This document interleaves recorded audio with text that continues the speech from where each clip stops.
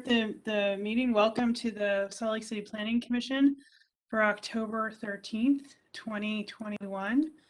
I'm going to begin by making the statement. I, Amy Berry, Chair of the Planning Commission, hereby determine that with the ongoing COVID-19 pandemic conditions existing in Salt Lake City, including, but not limited to, the elevated number of cases, that meeting at an anchor location presents a substantial risk to the health and safety of those who would be present. Okay, John, do you want to take a minute to go over any participation notes? Yeah, I would be happy to do that. Thanks, Madam Chair. Again, we'll welcome you to this Planning Commission meeting. To those who are listening, if you would like to participate, you can read on this page how to do that. You can log into the meeting and we'll find you on the attendee list. Or if you're having any trouble logging in, you can always send us an email at planning.comments@slcgov.com. And we will continue to check that email account throughout the meeting. So if you have a question, you need help logging in, or you just have a comment you'd like us to read, we can help you do that. If you are logged into the meeting, Marlene, can you change the second page? In order to participate, and so to indicate to us that you would like to participate, you need to raise your hand so that we realize you'd like to speak. Please only raise that hand if we're at the public hearing you would actually like to speak at. And once we've called on you and you spoke, if you'll please hit that button again so that we know that you're not ready to or wanting to comment on the other future public hearing agenda items. That would be helpful and hopefully move through this lengthy agenda more quickly. Again, always feel free to send us an email, planning.comments@slcgov.com. Thanks. All right, thanks, John. Okay, we'll move on with the agenda, and I'm looking for a motion to approve the minutes.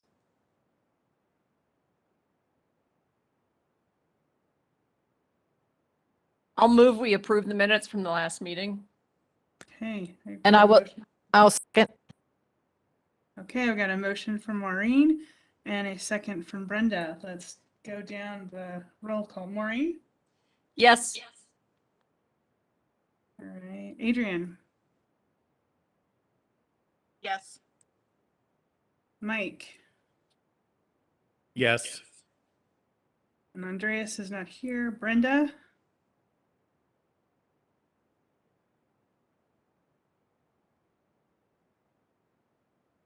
Brenda?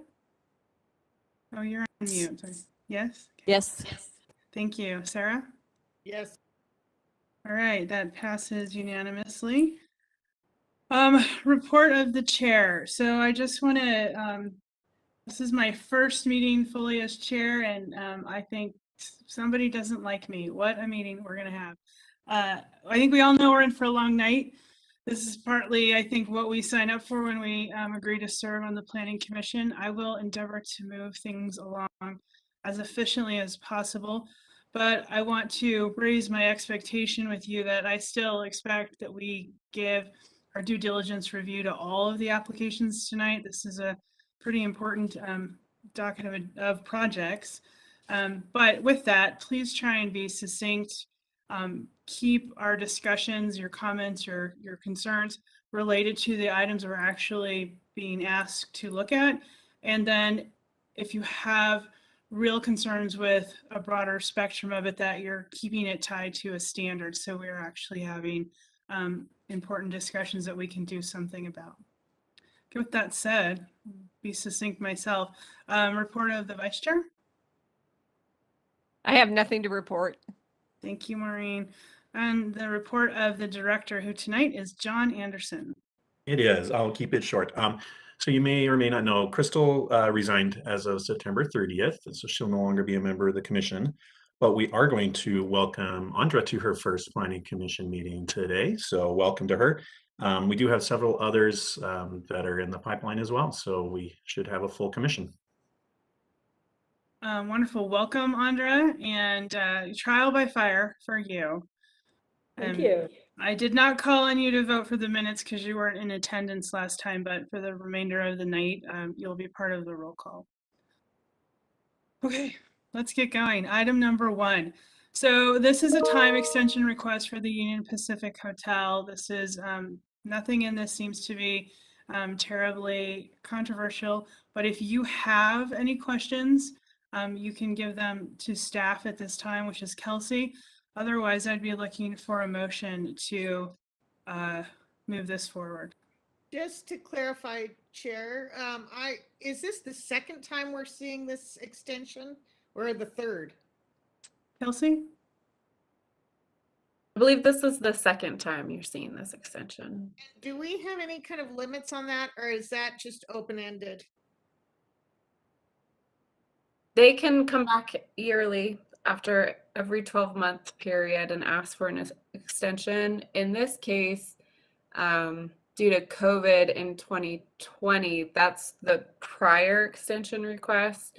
Right now, they do have their building permits lined up, so this Oh, should be okay. their last extension I'm- request. Thank you for that. Thanks for that clarification. Yeah, I'm ready to make a motion. Except I didn't pull it out. So never mind. Somebody else can do it. That's okay. I would also request, and I am sorry, I forgot to do that. If you're going to make a motion, please read it directly from the motion sheet in your Dropbox. That's greatly helpful to staff. I'll go ahead and make the motion. All right, thank you.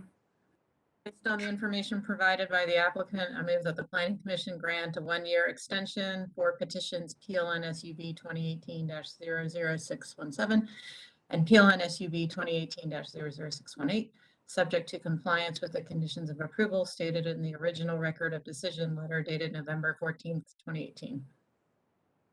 Thank you. Let's do a second. I'll second. Thank you, Brenda. I have a motion by Adrian and a second by Brenda. Let's take the call. Let's start with Andra. Aye. Andra, am I pronouncing your name correctly? Thanks for asking. I'm not that particular, but I usually say Andra, but it's not a big deal. Andra, it is. I'm not going to be offended if you say Andra again. Okay. I might. Thank you. Maureen? Yes. Mike? Yes. Yes. Brenda? Yes. Sarah? Yes. Has Andreas joined us? And Not that Adrian. I've seen yet, so. I'm still working and trying to help him on. Thank you, Marlene. Yeah, you're welcome. Adrian, yes? Yes. Thank you. Okay, that passes unanimously. Thank you for that one. All right, we're going to move on to the second item on our agenda, which is the Sugartown Snellgrove Ice Cream Factory. Design review at approximately 850 and 870 East, 2100 South. This is case number PLN PCM 2021-00025. We have the planner Lex up for this one. Hi, good evening, Madam Chair, members of the commission, members of the public. I'm going to keep this as a very brief introduction. This is a request for new mixed-use development consisting of approximately 319 residential units and ground floor retail commercial space. A work session was held with you, the Planning Commission, on May 26th of this year. I included the staff memo, the minutes, and an outline of the design items discussed during the work session on page 3 of your staff report. I hope you've had a chance to review those items. Let me share my screen here.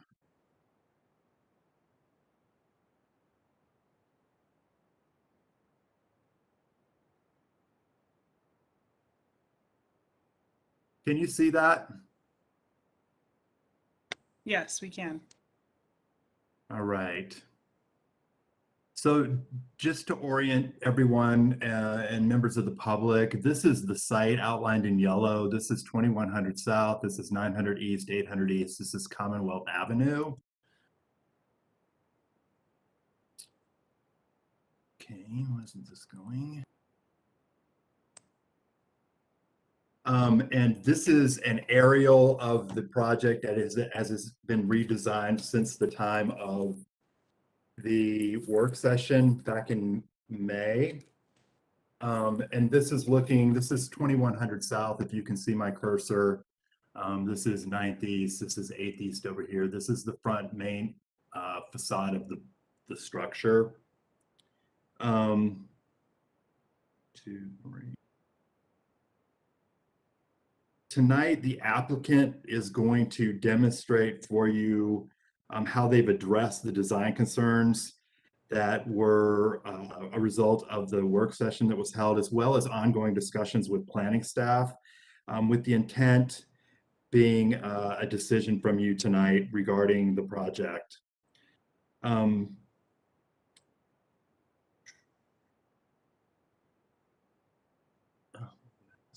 see here. Planning staff have reviewed the project, and based on applicable sections of the city code, recommends that the planning commission approve the project with conditions as noted in the staff report. I have received additional public comment and community council comments that I put in your Dropbox this morning for your consideration. And with that, I would turn this over to the applicant to describe their project for you. I'm available to answer questions as needed. Okay, thank you, Lex. Do any commissioners have a question for staff at this time? Okay, not hearing anybody. We will move on. Welcome, Mark. Are you moved up to there's a panelist, John? I don't have Mark in the attendee list, but I do have Alex Stoddard. Okay, Yes, well, and John, I'm sitting with Alex, so that works great. that you Okay. are. Welcome, Alex and Mark. You have 10 minutes for your presentation. If you are ready to begin, do you need a hosting or a panelist privileges to share a presentation? Yes, if you would turn on a share for us, John, or whoever's managing the, Yeah, I just moved it to you. You should be able to share now. perfect. Here we go. And I've turned on my timer, Madam Chair and Commission. We are Thank you, Mark. keenly aware of the size of the agenda tonight. We are not going to take 10 minutes. We're going to leave it for your time for questions for all of us. My name is Mark Isaac. I'm sitting with Alex Stoddard. We're at Architectural Belgique, the architectural firm that's designing this project for us in Sugar House. For those of you looking on the screen, and especially for the public that may or may not have seen this application before, for orientation, the street on the left-hand side of your screen is 900 East. The street that goes sort of angular on the bottom side of the building or the bottom of our screen is 2100 South. On the right-hand side of this building is 800 East. And then the back side towards the single-family residential in the background on the upper side of the screen is Commonwealth. Alex, I'm going to turn it over to you, and we're going to run through these slides. Amy, what we're going to do for you and the commission is we're going to walk through the previous design and application for your benefit, especially for Andra and some of the new planning commissioners that may not have been here before. The previous design, as you can see, was our original submittal. It's your show now, Alex. Yeah, so we set this up, like Mark was just mentioning, kind of, we'll show what was previously on here at the last meeting. We had the work session and then kind of some of the adjustments that we've made. This is the 21st South facade. There's that big empty lot across the street, so that's kind of what the view actually looks like right now.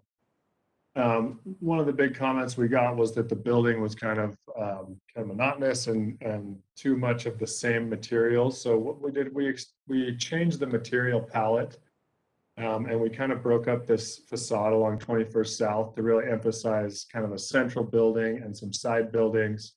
And then that carries through to the ground level. So it's not just one continuous long pedestrian experience, but there's step backs at ground level and there's variation in materials. It's a little bit hard to read here, but there's a different material here than there is in the center and on the sides.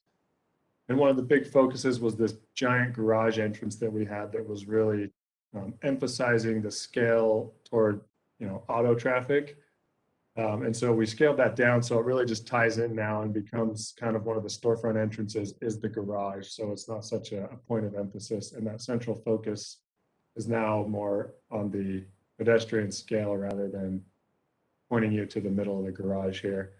And then another change we made was just increasing the heights of the first floor to better serve this retail section along 21st South. The right side of the building is the future home of the DABC liquor store, and then we got some retail here and ground floor uses for the building as well. So you can see here, one of the changes we made too in the renderings was just adding in what was actually on the landscape drawings, rather than this was just kind of putting some trees on to give a little bit better sense of what it's going to look like. And you can see that revised massing and color changes that I think help break up the building a little bit more. This is kind of what I spoke to with that auto entrance, this large garage entrance. If you guys can see, my cursor is now reduced to kind of an in and out that ties in with the rest of the building. The Commonwealth facade was where we talked a lot, because it was a very, very long facade of similar materials and similar architectural styles. And so what we did is we really broke that up. The building's still connected with these glass walkways as it was before, but we kind of reduced the scale of this west building, and we gave 3 very distinct architectural styles, break up the length of this really long facade. And then we also worked on the design along Commonwealth, where there's ground floor units on about 2/3 of the building. And they have kind of extended patios, and we focused on that pedestrian experience down there. So it wasn't just a big long blank facade. And you can see a little bit of that here with these ground floor units coming out. And then this is the previous design here and here, and the current design really breaks up the length of that building much better than it did before. And commissioners, if I may add to this, the tricky part of this project and the layout was this narrow, long linear block. And you need a rear side of the building somehow, some way, for circulation, for postal and package drop, trash removal, trash pickup, your residents move in, move out. The loading docks, for example, for the DABC, for the liquor store, are on the Commonwealth side of this building. I'm going to have you go backwards 2 slides real quick, Alex. There. One more. This one. Yeah, on the left-hand side, Alex's cursor's right there. We worked very hard to build a large enough dock that the trucks, when they back into that dock, they will be completely off the street, completely inside our building. In fact, they can even close the garage doors, and you won't even know that there are delivery trucks in the building working for the DABC. And their loading dock is very, very recessed into the building. And then on the opposite side of that building, you'll see the circulation.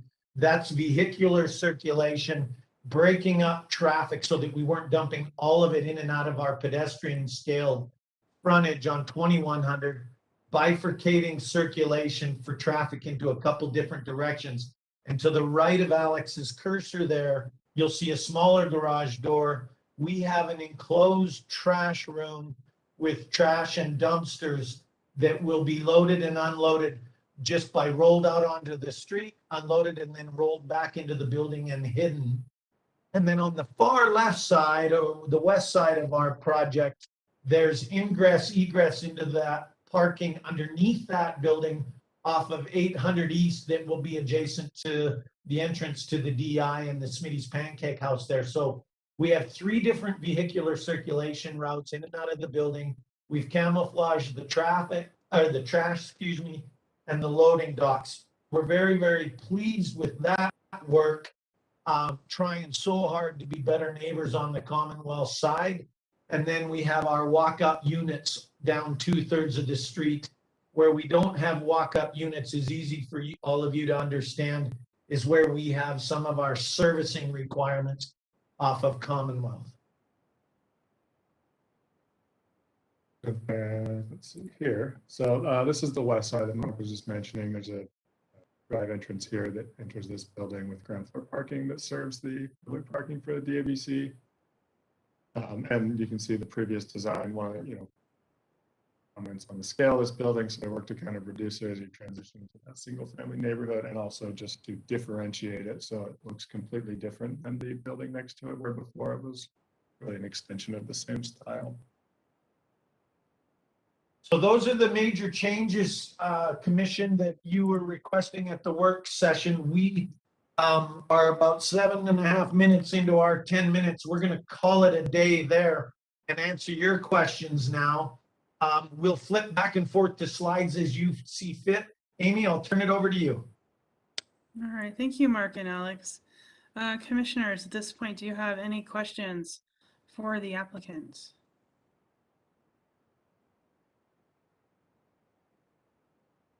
Okay, really? Okay. All right then. Hold tight, you guys, because we'll start the public comment period, and then after that, I'll give you an opportunity to address any of the concerns that come up during that period. My notes out.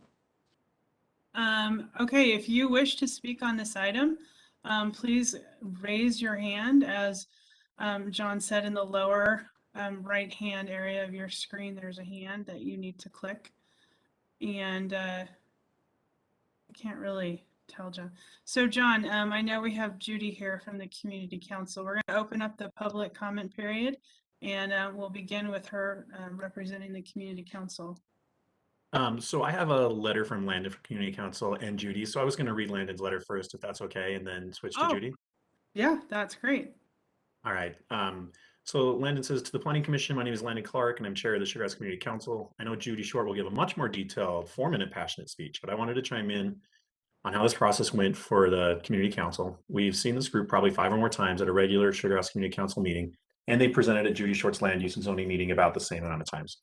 A few of us have also met with this group at various times throughout the year.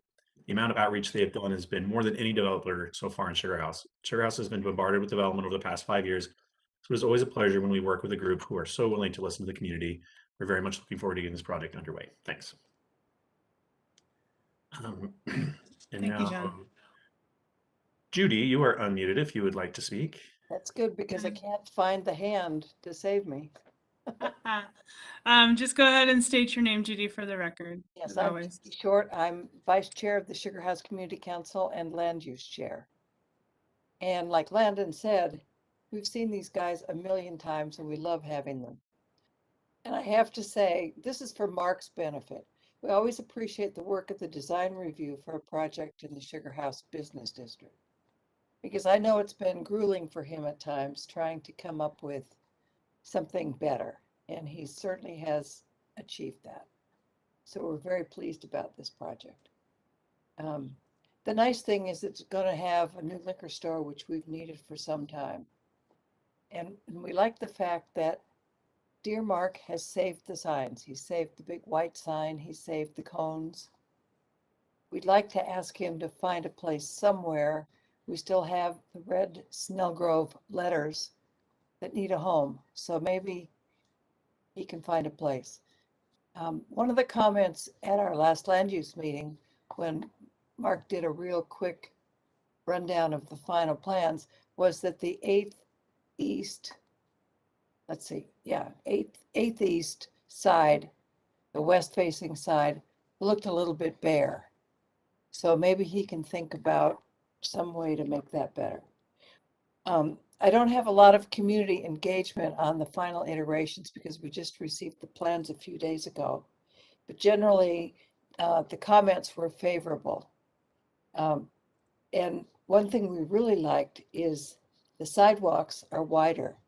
So they're now 8 feet wide on 21st South and 6 feet wide at Commonwealth. Commonwealth has been about 4 feet, which feels like about 2 feet for the last 50 years. So these are good improvements. I think that's about all we have to say, and we'd like to see this approved.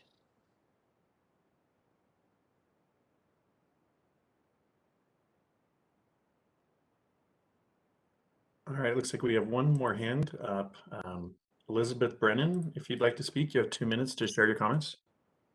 Hi there. It's great to join you all. My name's Elizabeth Brennan. I'm a community member. I was born and raised in Sugarhouse. So I remember the old Snellgrove ice cream parlor. And yeah, I'm just here tonight. I've just, having been raised in the area and now I'm a working professional adult. And just, seeing the rapid development in the area has been a concern of mine, just, you know, hearing your improved design and plans. I like what you're doing, you're having it more walkable. My concerns would just be, you know, the traffic and congestion in the area that's already quite developed over the last 15, 20 years. But I really like the incentive for local businesses as well, to have storefronts in your development. And just, yeah, it sounds like you're really open to working with the community and getting community input. So I would just incentivize walkability, local businesses, and maintaining the integrity and culture of Sugar House, which has always been a great neighborhood in Salt Lake City. Okay. Thank you, Elizabeth. I appreciate that. Any other hands raised, John? I do not see any other hands raised, and I do not believe we received any additional emails on this. Okay, so Elizabeth, if you could just click your hand again and uncheck it, that lets us know that you are done, so we can manage that better. I feel like I want to give it just a couple more breaths before I close it. Okay, we'll go ahead and close the public comment period. There wasn't much to bring up, but Mark and Alex, would you like to take a moment to respond to what you heard? Yes, thank you, Madam Chair. Thank you, Commission. Obviously, Judy and Landon and I have worked at great length on a number of projects in Sugar House. Amy, you and I have had an awful lot of opportunity to work together as well. We're super proud of this area. We're a big part of this community. The ownership group that owns this block owns our Whole Foods, Barnes and Noble Center, and that area. We are trying to be good stewards to help the advancement of growth and demand of interest to live there. We're sensitive to traffic and circulation. We're really excited about the art space component we're going to provide on the 900 East frontage. We think it fits well with that 900 East streetscape with the Estes Pizza and the little wing shop, the Smith's entrance and stuff. So we're trying to take all those things into consideration. We've had a little discovery with the Snellgrove family recently. There's actually an artesian well that was the water source for a lot of the ice cream for a number of years on this property. We're working through the semantics and the legal side of it to see if we can provide a water bottle filling station for the neighborhood that's associated with the artesian well and the old history of the Snellgrove family plant. So we're going to be mindful of the history, mindful of what this community's after here. We're really, really appreciative of all your time. I'm sensitive to the fact that there's 8 other agenda items, Amy. Unless you've got questions of us, we're good. All right, commissioners, this time, do you have any comments, thoughts? I have questions? I have a question. I'm sorry that I was not at I wasn't at the original design review session this summer, or the briefing this summer. I have a question about the parking for the liquor store. Is that the parking on the west side of the building? Is that what that is? Yes, Alex, let's go up to the original slide, the aerial. I think, Brenda, it would be best for us to describe it. The beauty of this, if you look on the left-hand side, your main entrance where Alex's hand is has quick drive-in, drive-out stalls. Every single one of those stalls underneath the building are DABC stalls. We've provided more stalls than they have at any other liquor store in Salt Lake City. We're super proud of the stall counts, and the DABC DFCM's absolutely thrilled with it. The beauty for us, Brenda, is because the liquor stores don't open till 11 and they close at 10 o'clock, and they're also not open on Sundays, we have a real nice opportunity for shared parking. So we are going to utilize those for overnight stalls, but our property management team will be policing them that they are liquor store and daytime retail user stalls. and we think that it's a really, really nice blend. And subsequently, we parked this multifamily with a little better ratios than most of the multifamilies been parked in the Sugar House Central Business District. Is that an open space there on the corner next to the liquor store? And are you concerned, if that is, are you concerned about loitering there? Because I think some of the neighborhood might be. Well, it's a little plaza area. It's just a streetscape landing, Brenda, trying to create a main entrance and sense of place. You know, for all the obvious reasons, we're all sensitive to the security of these locations. We're dealing with it on a very regular basis in other assets in Sugar House. Our property management, property operations will have full-time 24-hour attendees on this project. We're confident that we can defend it and keep it from loitering. We also think that it's a pretty important component to the Sugar House entryway. We're going to be an entry point driving eastbound on 2100. We were trying to create that retail frontage and pedestrian connectivity. There's a bit of a riddle with it sometimes, as I'm sure you're well aware. Thank you.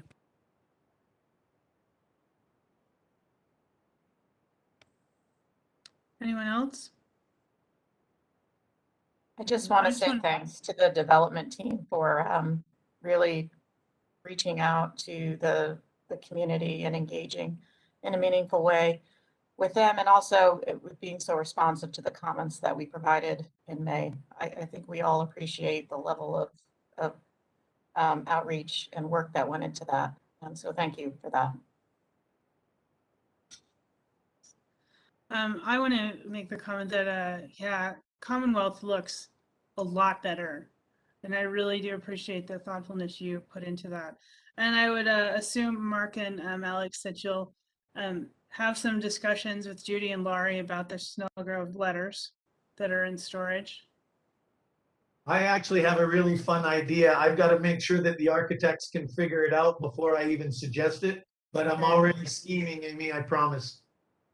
That's wonderful. I appreciate all of the work you've done and listening to the review we gave in the work session. Any other questions, comments, or concerns from commissioners? If not, I would entertain a motion. I'm happy to make a motion.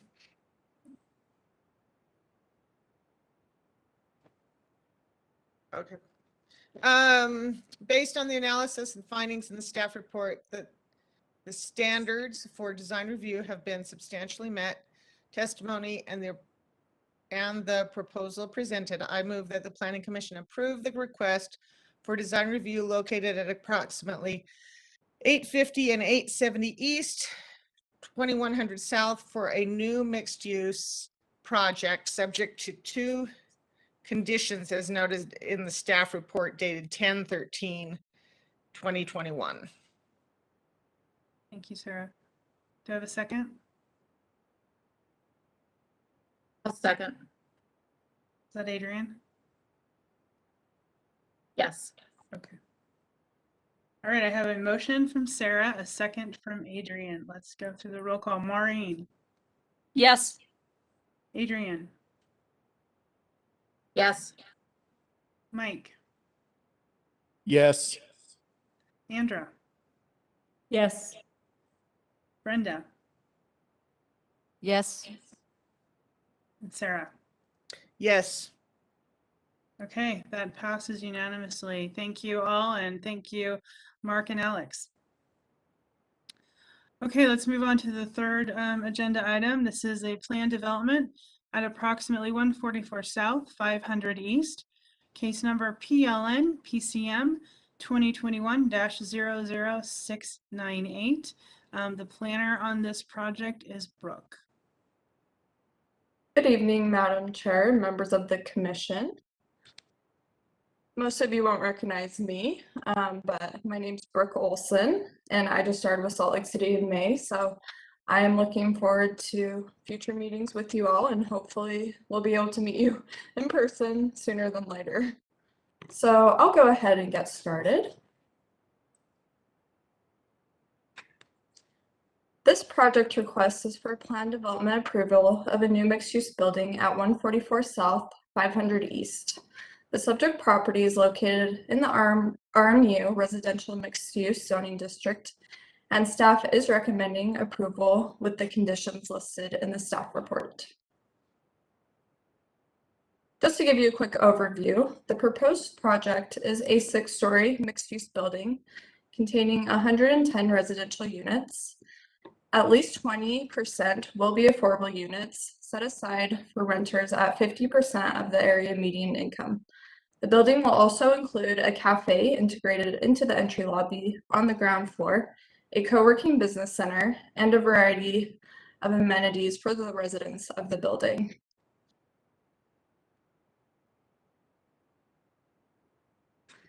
This next slide is an image of the proposed site plan.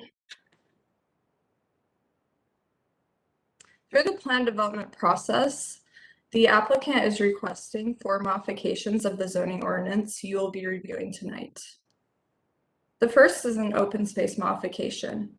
The RMU zoning district requires a minimum of 20% of the lot area be maintained as open space area in the form of landscape yards, plazas, and courtyards. The applicant is proposing to install an 873 square feet of open space on the ground level, an 3,709 square foot elevated courtyard on the first level, and a 1,340 square feet of rooftop terraces on the 5th level. The applicant is requesting a modification to allow 5,049 square feet of the proposed elevated garden areas to count towards the open space requirements. Staff is recommending approval of this request, as incorporating the elevated garden areas as open space is in character with the neighborhood and the surrounding developments. The next modification the applicant is requesting is approval to exceed maximum parking requirements. A maximum of 120 stalls is allowed on site. The applicant is requesting approval to exceed the maximum by 18 stalls and locate 138 stalls on the property. The applicant is receiving funding from the Department of Housing and Urban Development, known as HUD, to incorporate affordable housing units into the project. HUD is requiring a 1-to-1 parking ratio per unit, so 110 parking stalls is required to obtain its funding. In addition, a shared parking agreement is recorded for the property to provide 26 parking stalls for Ben Albert Apartments to the north. And staff is recommending approval of this request. The next modification the applicant is requesting is removal of parking lot perimeter landscaping requirements. Parking lot perimeter landscaping is required 7 feet in width, protected by a 6-inch curb, where a parking lot is located within 20 feet of a property line. So the dashed yellow line shows the approximate location where this landscaping is required around the surface parking area. To provide buffering between the parking area and the neighboring properties, the applicant is proposing to install a 6-foot-tall wooden privacy fence around the northern and western parking lot perimeter. The applicant is also proposing to locate a small dog run at the southeast corner and preserve the existing 6-foot-tall chain link fence located along the southern and eastern portion of the proposed parking area as shown in the image. Staff is recommending approval with the condition that the proposed 6-foot-tall wooden privacy fence is installed around the southern and eastern boundary of the surface parking area as well. The screening fence will provide a buffer and minimize the negative impacts associated with parking areas, such as noise, light, and unsightly views.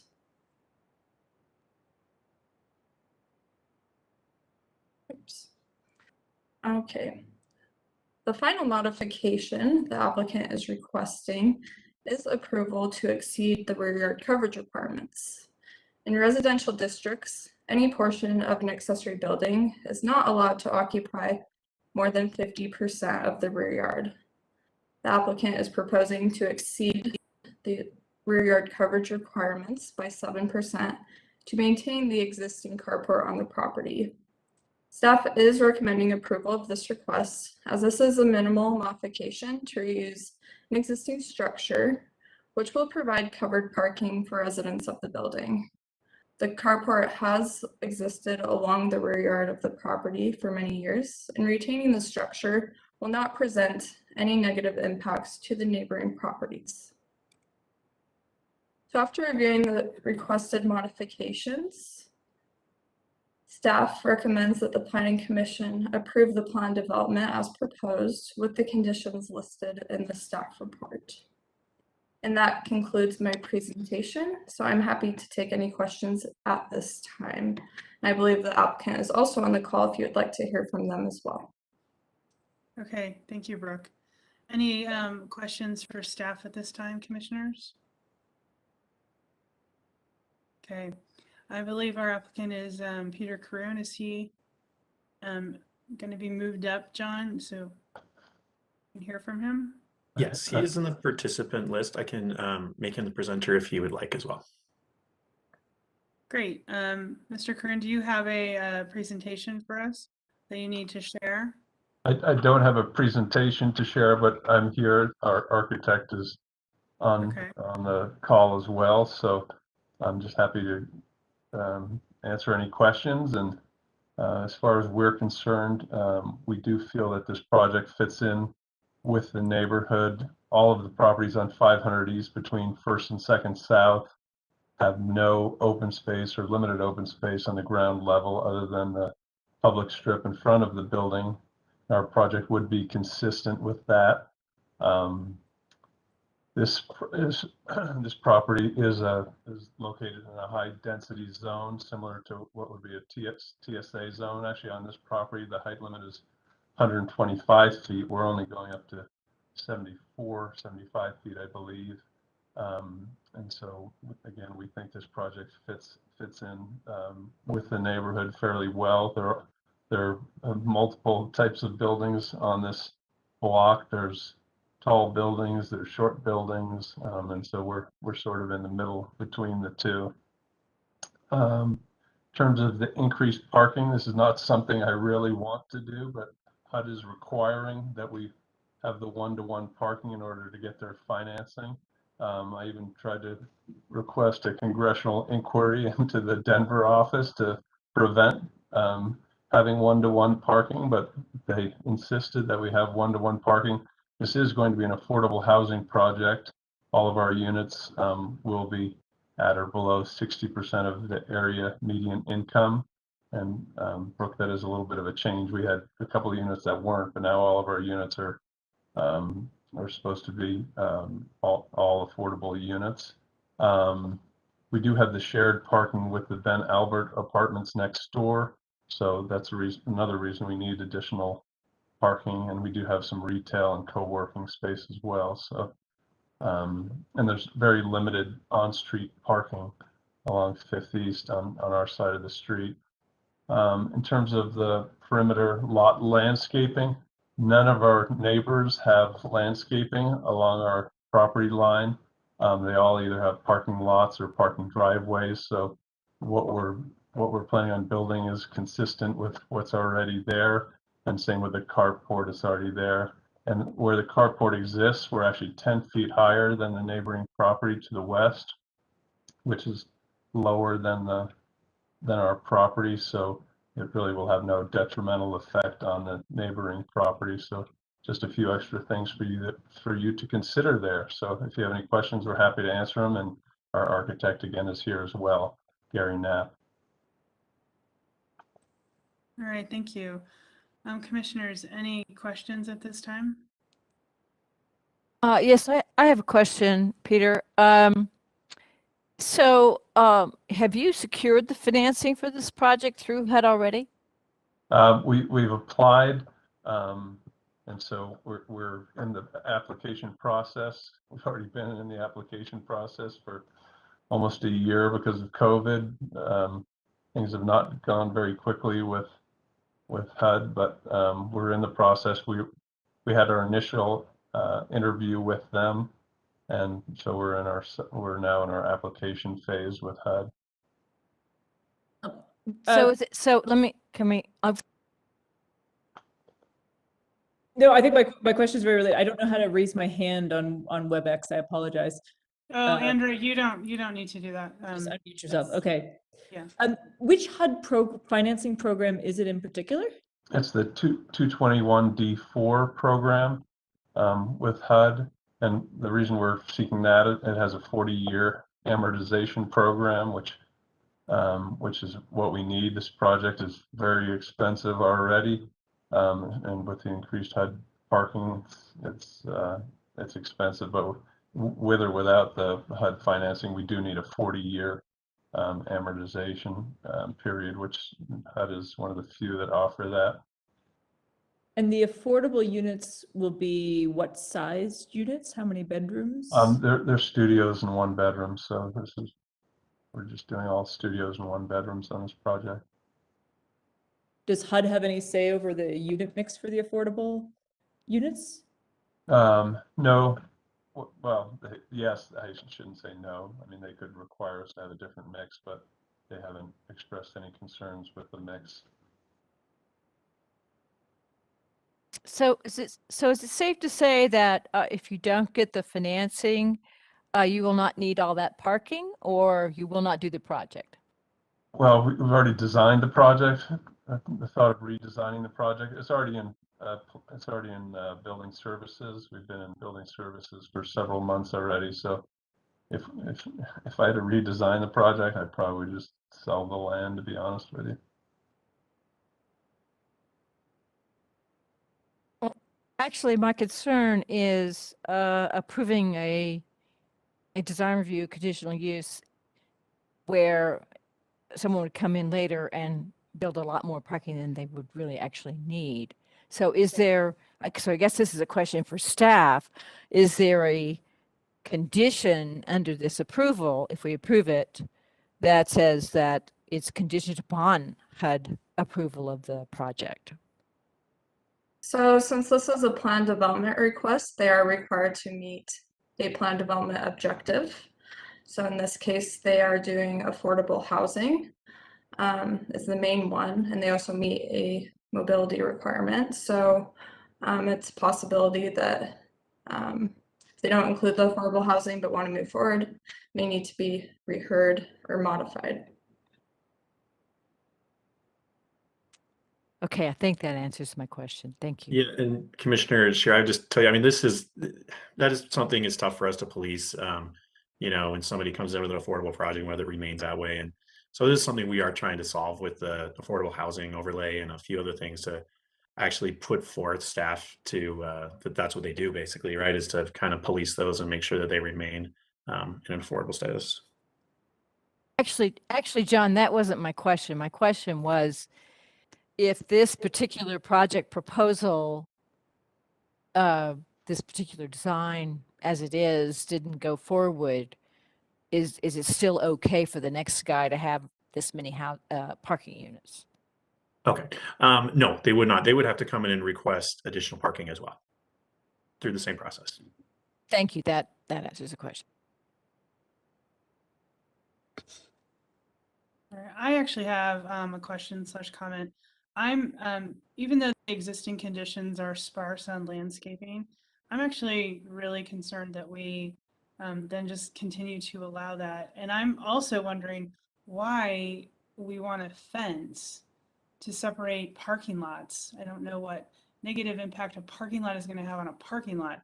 And that's pretty much what surrounds this. Peter, have you, what I'm thinking of is doing away with the fence and then putting some landscaping there instead, to give some greenery in this area and change what the existing conditions are for the better, but not have a fence pretty much around any of it, but let alone just separating parking lots. I don't see the need for that, but what are your thoughts on that? So if we, I mean, we could get rid of the fence, but if we tried to add landscaping along the border, then we would lose parking. And that's our big issue right now is parking because of the parking requirements. I don't necessarily know that you can't landscape in place of a fence. I'm not, it can be very similar to what it would have been. Even if you had a little fence and you grew ivy up it, you're not losing space per se for some of that greenery. Yeah, I mean, if we could put landscaping along the edge without not losing our parking spaces, that would work. I think it's doable. Is Gary, Gary, are you on the call? Can he be Yes. unmuted? Yes, please, Gary. I'm here. Yeah, we could definitely add a little landscape strip. It wouldn't be massive, but like you said, if we did some ivy on the fence, something along those lines to bring some greenery, you know, I do think there could be some benefit there. Yeah, I think it's totally doable and you won't have to lose any parking space, but I'm not really keen on giving you approving, like putting the open space requirement on the roof and losing your landscape perimeter. I think the reason when we see projects is to find items in that area that are existing conditions that aren't something we want to move forward. And I think a barren landscape back there is one thing I don't want to see move forward. So if I was going to approve, you know, a rooftop open space requirement there, I think that's fine, but I would want to see some sort of landscaping incorporated. And I'm not so worried about the condition of fencing to separate parking lots. On the south side, sorry, on the west side of our property, we're 10 feet higher than the neighbor, so we do feel we need a fence there to prevent anybody from going over the edge, for lack of a better word. That's fine. What about the chain link fence on the north side? And we're happy to on the south side. We're happy to convert that to something else. Because if you have shared parking in that back area for the north building, how are those people accessing it? Are they having to walk all the way around the building? Or is there a pathway for them for their shared parking to just go into that north parking lot into their building? There's a fence there, so they can walk through the fence into the parking garage. Yeah, I think, you know, having the opportunity to even remove that to make that more connected is a good thing. Anyway, those are my comments and my thoughts on that requirement. Anybody else? Yeah, I have a question. Go ahead. I remember, so I know this property well. I walk by it. I see your neighbors that are going up and what's happening there. I really like that. My original my memory is that there was going to be a mid-block walkway associated with this part of the project. Is that outside of what we're looking at, or, you know, just to the west of you, or has that been removed? Do you know? No, this property is right across from the Oasis restaurant on 5th East. They're a mid-block walkway. I don't think it would even be possible because the properties to the west of us are different elevations than us. As I mentioned, one's 10 feet higher than and the one a little bit to the north of us is also to the northwest is also at a lower elevation. So we could have a walkway between the two. Okay, thank you. Any other questions, commissioners? Okay, with that, we will move on. If Gary and Peter, you'd stick around after the public comment period, we may have some follow-ups for you. Sure. Okay, with that, we will open the public comment period. If you are a member of the public and wish to take your 2 minutes to give us comments tonight, please raise your hand by hitting the hand button in the lower right-hand portion of your screen. That will let us know you wish to speak. Please state your name at the beginning of your 2 minutes for the record. This is a public comment section, so it's not a back and forth Q&A, but if you have questions, certainly ask them. I'm writing them down, and we will address them after I close the public comment period. Okay, John, if you want to start calling on people who have raised their hands. We can do that. We will start with Kelsey Moss. Please go ahead. Hi, yeah, my name is Kelsey Moss, and I just moved, but I lived essentially on the 400 east side of this block.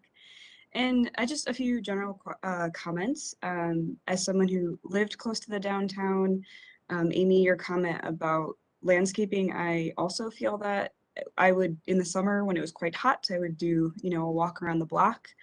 And this area is littered with parking. You have the empty big lots, you have the bank on the corner, you have Hamachi, which is smaller but is all paved. So I just think I get that there's the HUD requirements in this situation, but just because it exists already, maybe trying to buck that so we get more green spaces is really important. Also, I do recognize that, it's a HUD requirement and affordable housing is huge. So I would love to see that for affordable housing. But this is by a major bus corridor as well. So again, for projects that are like this, I guess if they do not have that parking requirement, I would hate to see there's so much public transit in this area. And then I guess my other just general concern is the studio and 1 bedrooms for affordable housing. That's all I feel like I see from developers. I'm not sure where families are supposed to go for affordable housing. So I would love to see more options that have, 2, 3, bedrooms for actual families. So yeah, those are my general comments. Thank you. Thank you, Kelsey. Anyone else, John? I don't see anyone there. I don't see any other hands, and I don't believe we received any emails on this one. Okay. Can I respond to that Yeah, comment? just 1 second, Peter. I'm going to give it a couple breaths. I've always prematurely closed the public comment period, and it's come back to bite me. Okay, we're not seeing any hands. So with that, I will close the public comment period and bring it back to the commissioners. At this time, yes, Peter, if you or Gary want to respond to some of the concerns Kelsey raised. Just so everybody knows, the parking is really under the building and behind the building. So we will have landscaping in front. And so if anybody walking by, the only place that they really would see any fencing or anything would be on that, just on that southwest corner, which is located just behind the US Bank parking lot anyway. So if somebody's walking by, they're primarily going to see landscaping in front of our building. They won't see really any of the parking because it'll be behind the building or under the building.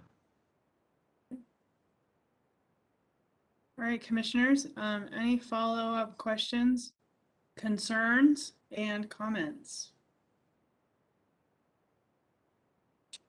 I'm ready to make a motion.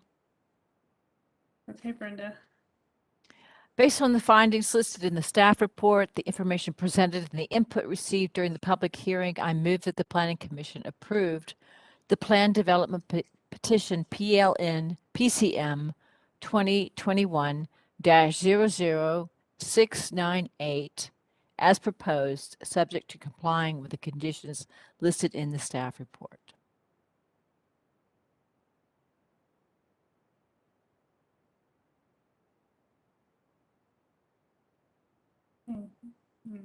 Not hearing a second. Is there someone who wants to make a friendly suggestion to Brenda to make the motion palatable for a second? I can make a second. Wait, what happened there?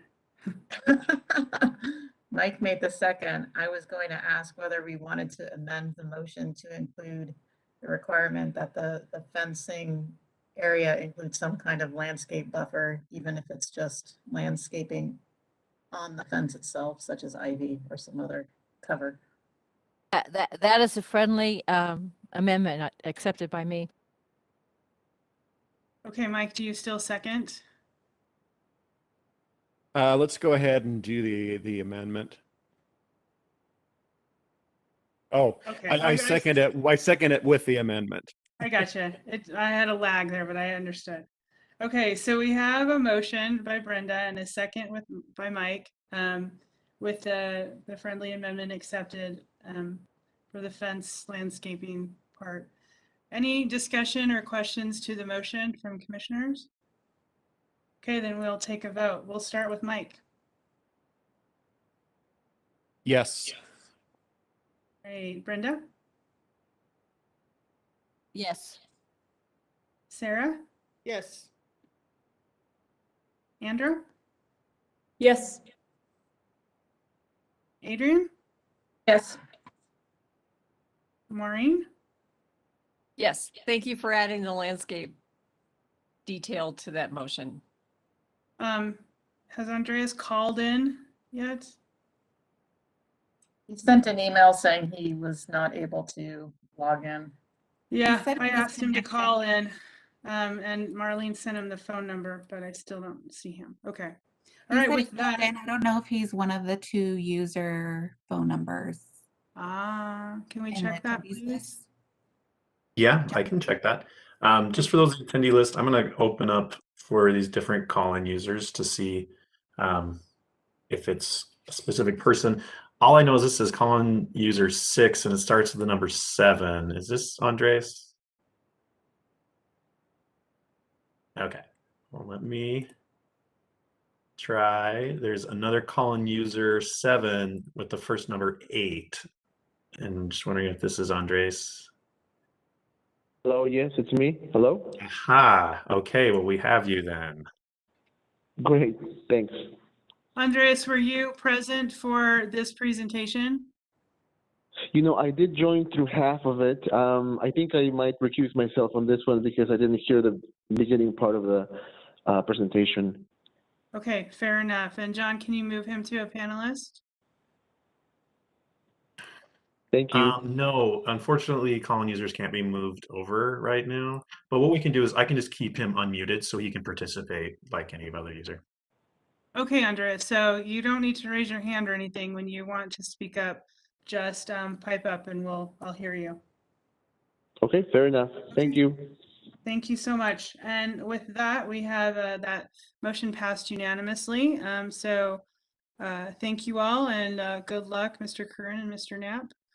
We're Thank going to you. go on to our 4th agenda item, which is the neighborhood industry parking structure at approximately 439 West, 600 South, which is case number PLN PCM 2020-00167 and PLN CPM. Is that a dyslexic typo? Should I? It may have been, yeah. It Okay. should be PLN PCM.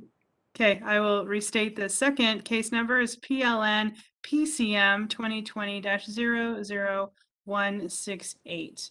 And with that, our planner on this project is Nan. Thank you, Amy. I'm just getting things set up here.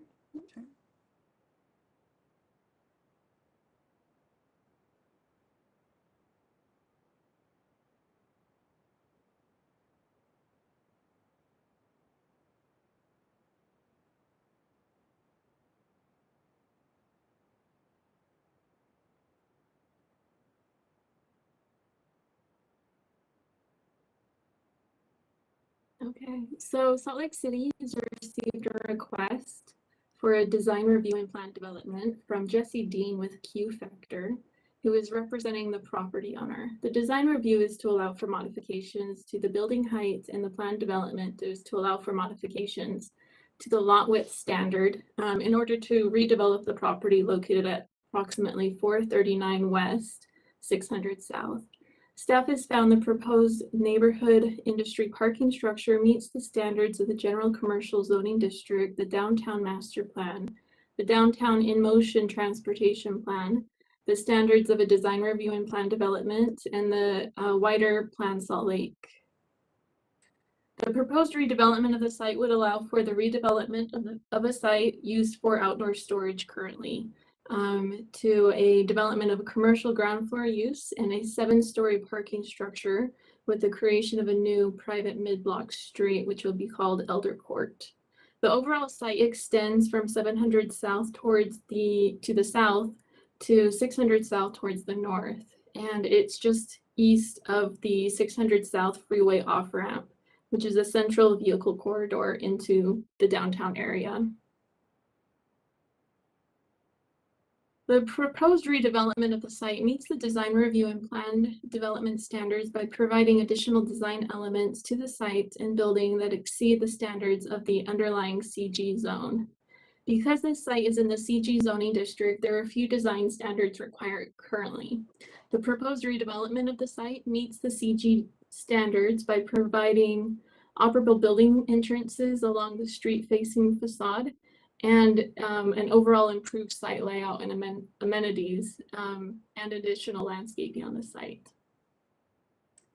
Staff has found the neighborhood industry project meets the goals and intent, the downtown master plan and the downtown in motion transportation plan, in that it will provide for convenient off-street parking for visitors and expansion of a mid-block street system and redevelopment that encourages employment in the Granary district. The requested modifications for the bumper house include first, an increase in building height. The CG district allows by right a 60-foot structure. The neighborhood industry proposal is responsible in height. This would allow for 2 additional floors for parking. This additional building height will be mitigated through improved building design, which includes a mid-block placement of a parking structure, an active ground floor commercial use, building step backs, artistic screening of the upper parking levels, increased fenestration on the ground floor than what's required, a mural placement on the north side of the building, and the screening of vertical lines, diagonal lines on the parking floors. The second requested modification is for a lot width reduction. The required lot width in the CG district is 60 feet. This lot is measured from the property, from the front property line along a public street. The proposed front property line for the neighborhood industry project is along 700 South. The proposed lot width is 26 feet, and this encompasses the width of the proposed mid-block private street, which is Elder Court. Staff's recommendation is approval as the experienced lot width for the pedestrian or those along Elder Court in front of the site will be over 350 feet as the site fronts an open private street. So included in the recommendation of approval from staff are the 3 suggested conditions of approval. These conditions relate to a subdivision being approved and recorded before the issuance of the building permit, that a walkway is provided to the north of the site that would allow for access to the properties to the east for pedestrians, and that the parking agreements related to the proposed site will meet the parking requirements for future projects. Planning staff again is recommending that the Planning Commission approve the requests. The staff has found the proposed development meets the intent of the zoning district, the applicable master plans, and the plan development and design review standards. And I did see the applicant in the meeting, Jesse Dean, and I believe Jason Winkler will also be available for their presentation and any questions.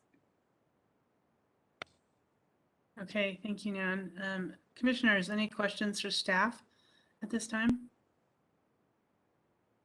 Yeah, I'm a little confused about this project in that, so we have sort of strict limits on parking, parking for various uses, but it's okay to just have a parking garage? So in the CG zone, commercial parking is a permitted use. And the surrounding sites are also within the CG district. Right. We don't have in our staff report any sense of the surrounding conditions at all or the future plans of industry. Is there some particular reason why we don't have that? That shows where why we need a parking garage like this, or what its context is going to be, or is even. Would you like, may I take that, commissioners? Is that okay? No, not just yet. I will Okay. open it up to you guys in just a minute. So Thanks. hang tight, hang tight. I was going to say that, Commissioner Scheer, I think they have I don't think they've actually submitted an actual master plan necessarily for the site. I think we've seen some images and some, ideas, but they are here. I'm assuming they have a presentation, and they may be able to allude to a little more detail. Well, I guess my question is, if we don't have a master plan, proposal, is this parking garage premature in that, well, is it premature because it's intended to serve surrounding development? My guess is not just be parking in the middle of industrial space. Right. They do have an existing space there that I know they need parking for, that's across the street. But they would have to provide you more detail about the rest of their block that they want to Okay. develop. All right, thank you. Right, any other questions for staff? Okay. With that, we will move on to the applicant. We do have Jason Winkler and Jesse Dean. I'm assuming you have a presentation. We don't have a big presentation, so to speak. We do So have. you don't need, do you need, I basically want to know if you need screen sharing privileges. Yeah, I will need screen sharing privileges, but I think that Jason's just going to kind of kick it off with sort of a high level overview and answer some of the commissioners' questions, and then I will kind of share some backup details from there. If that works. Okay. Yeah, John, if you can give that to Jesse, that would be great. Yes, he Okay, can. You can share it anytime. Okay, so you're set up. You have 10 minutes. Feel free not to take 10 minutes, but you have that time and the floor is yours. Great, and we will endeavor not to take that time. You guys have so much going on, but thank you very much for having us, everyone. It's a pleasure to be here. My name is Jason Winkler, and together with my wife and business partner, Ellen, we're the owners of Q Factor, and we're really excited to be doing really fun work in the granary. And the very great question was already posed. Why the heck are we building a big parking structure, which is shown in the previous image, kind of in the middle of nowhere? And the answer is that 976 stall garage will serve a number of buildings, one of which is already there in the area, and that is our industry Salt Lake City building, we call it, and it's about 330,000 square feet of office and other kind of office related uses.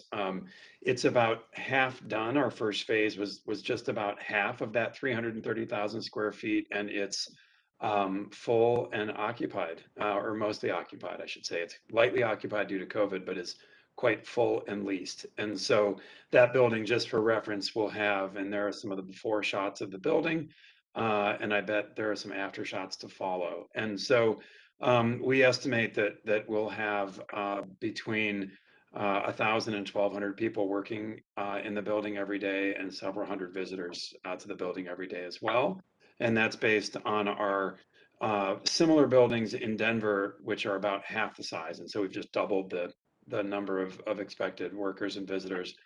So that building is half complete, and the second half is under construction right now. So I do wish we could wait, but it's very much not premature. I would say, unfortunately, not premature, to answer your really good question from before.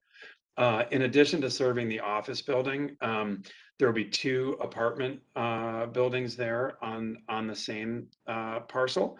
Directly to the north and sharing elevator and stair cores with the parking structure will be a roughly 220 unit apartment building, which we affectionately call our workforce housing. So that'll be, we're estimating a 60 to 80% AMI targeted project, and we'll use that parking. It'll be the only parking that it has.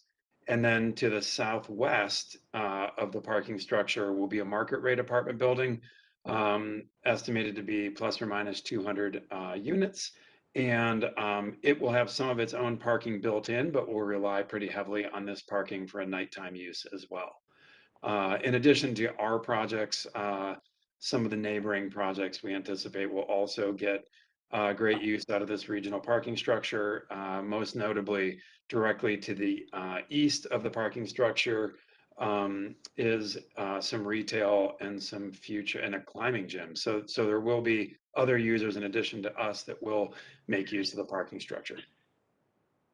So that was out of order, answering the questions, not quite in the way I intended to do them. So I hope I hit the major points. But in addition to Jesse, who's here and knows the project intimately, we also have Kaz Martin, who is one of our brilliant architects. And if it gets really technical, we may call Kaz in for the hard stuff. Otherwise, Jesse and I can hopefully knock out any other questions.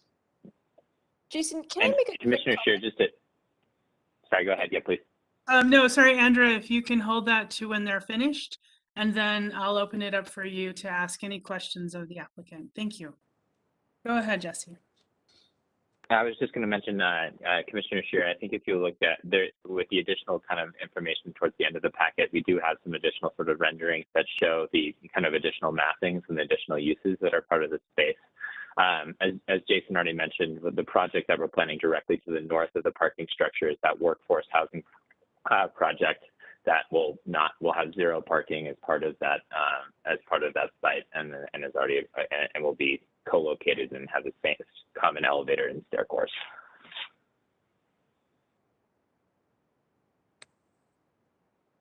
Okay, did the applicant have did you have anything else you wanted to bring up before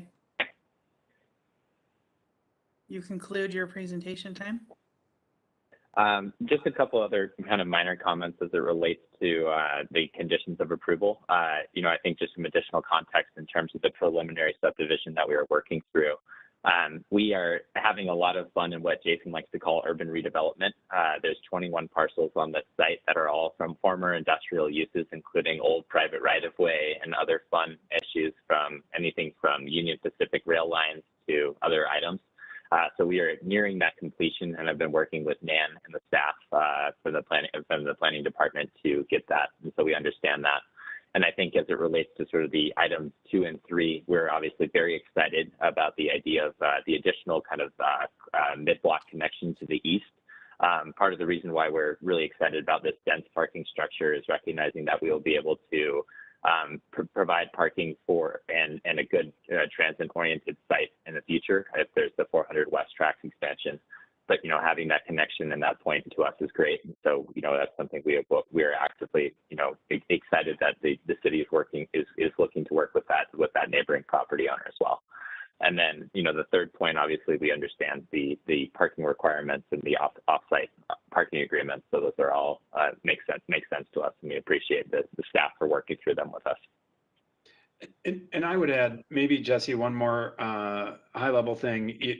Right now, getting the parking done is important because, as you can probably imagine, we're looking to minimize the visual effects of the parking and kind of bury it, if you will, within the site, so that the outsides that are really activated with people are the parts that you see. And secondary to that, and Jesse flashed through it, and I know you guys have it in your packet, but we won't waste your time looking at it now. You'll see that we've spent a lot of time and energy looking at the walkability of this block. And so it, together with the adjacent blocks, some of which we're really fortunate to be involved with developing, and some other really good folks are doing really great things in adjacent blocks. But really what's being created for a number of blocks in both directions is a really walkable environment. And we hope that we're basically taking part in smart development of what I think are great, having these big blocks, but you've got to, in my opinion, cut them up so that they're walkable and that they're of the human scale. And so we spent a lot of time, and there's some nerdy images that I get really excited about, but I'm not going to babble about them now. But please check those out if you care to, and always happy to talk about that more, because we take it really seriously and really like the end result. So enough for me. Sorry, that was too long. Thanks, you guys. Appreciate your time and attention. Okay, thank you both.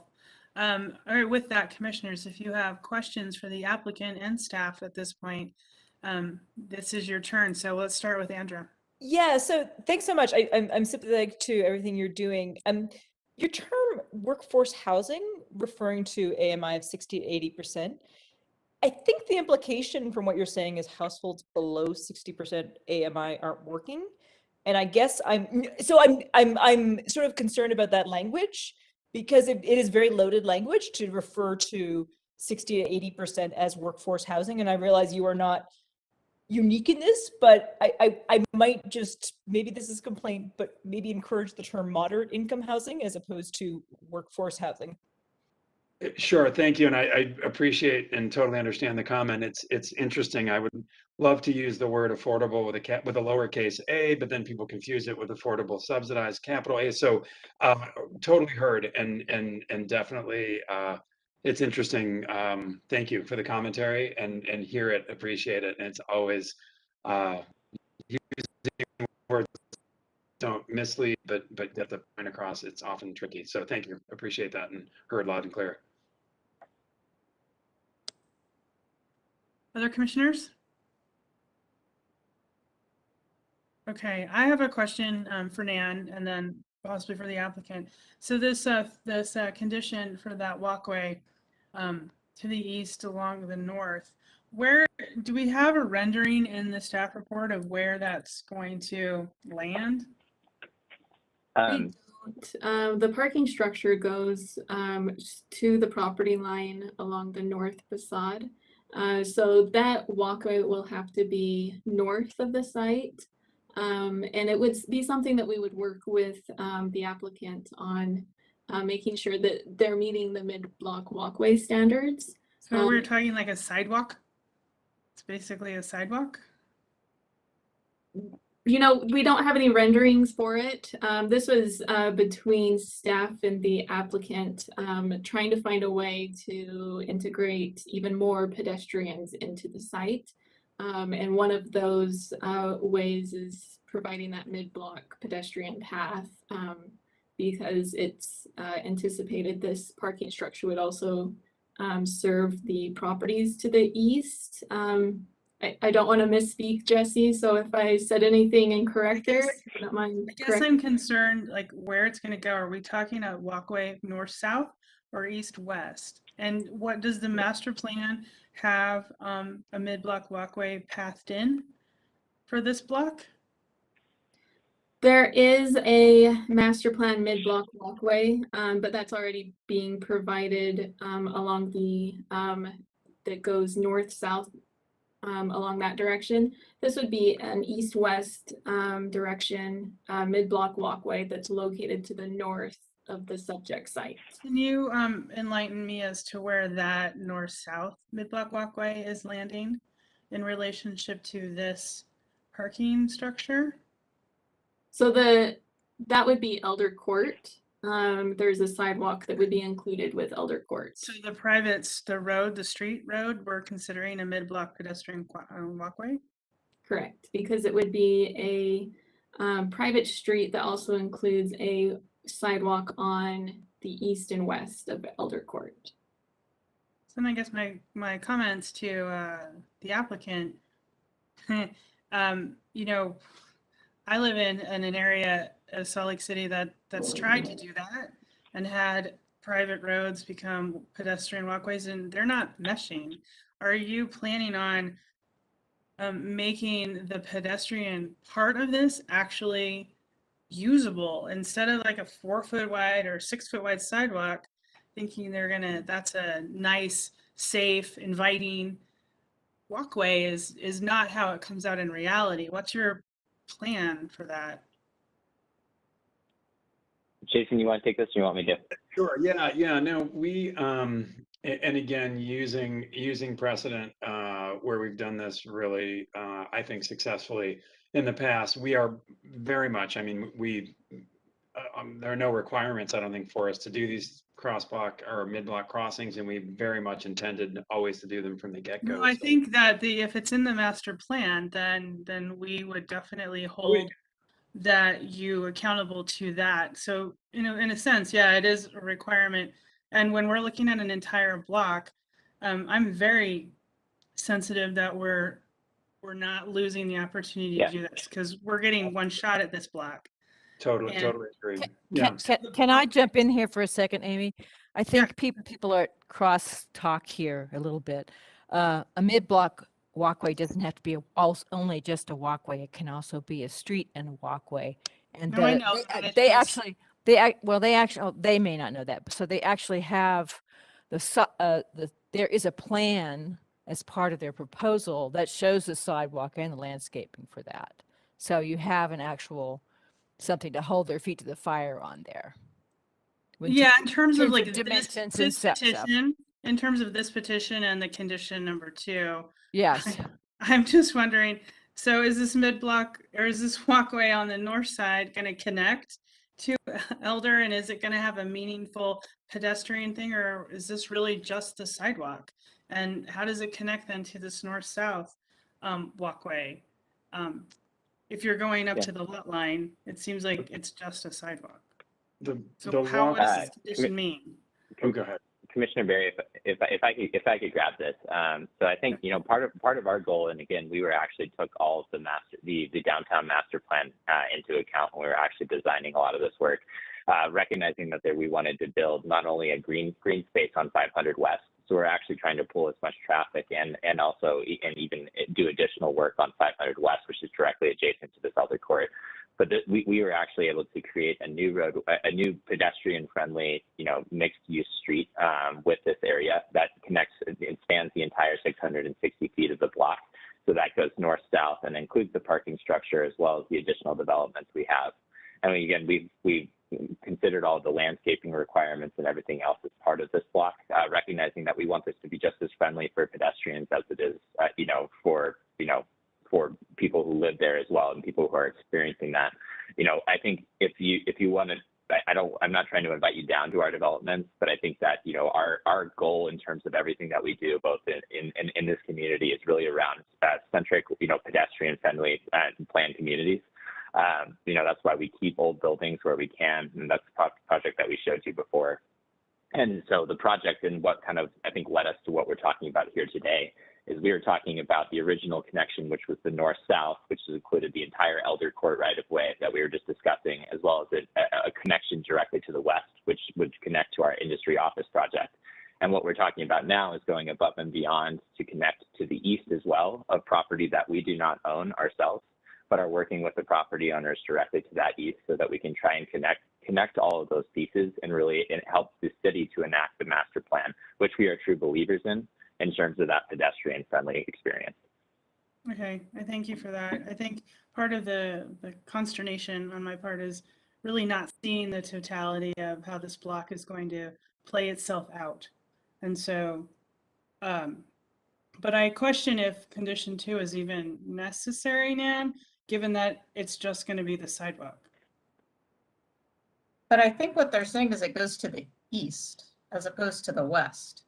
So they're proposing already a walkway that would go to the west from the parking garage to connect to their property. What they're saying, and Jesse, correct me if I'm wrong, you would add an additional walkway to the east over property that they don't control. In the mid part of the block, or on the north facade of your proposed building?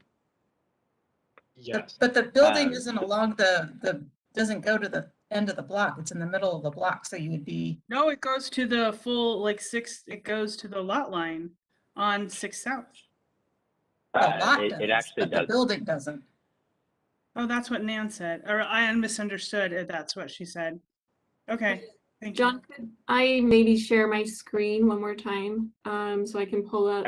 I was actually going to pull it up as well, but okay, go ahead. I'm happy to let you drive.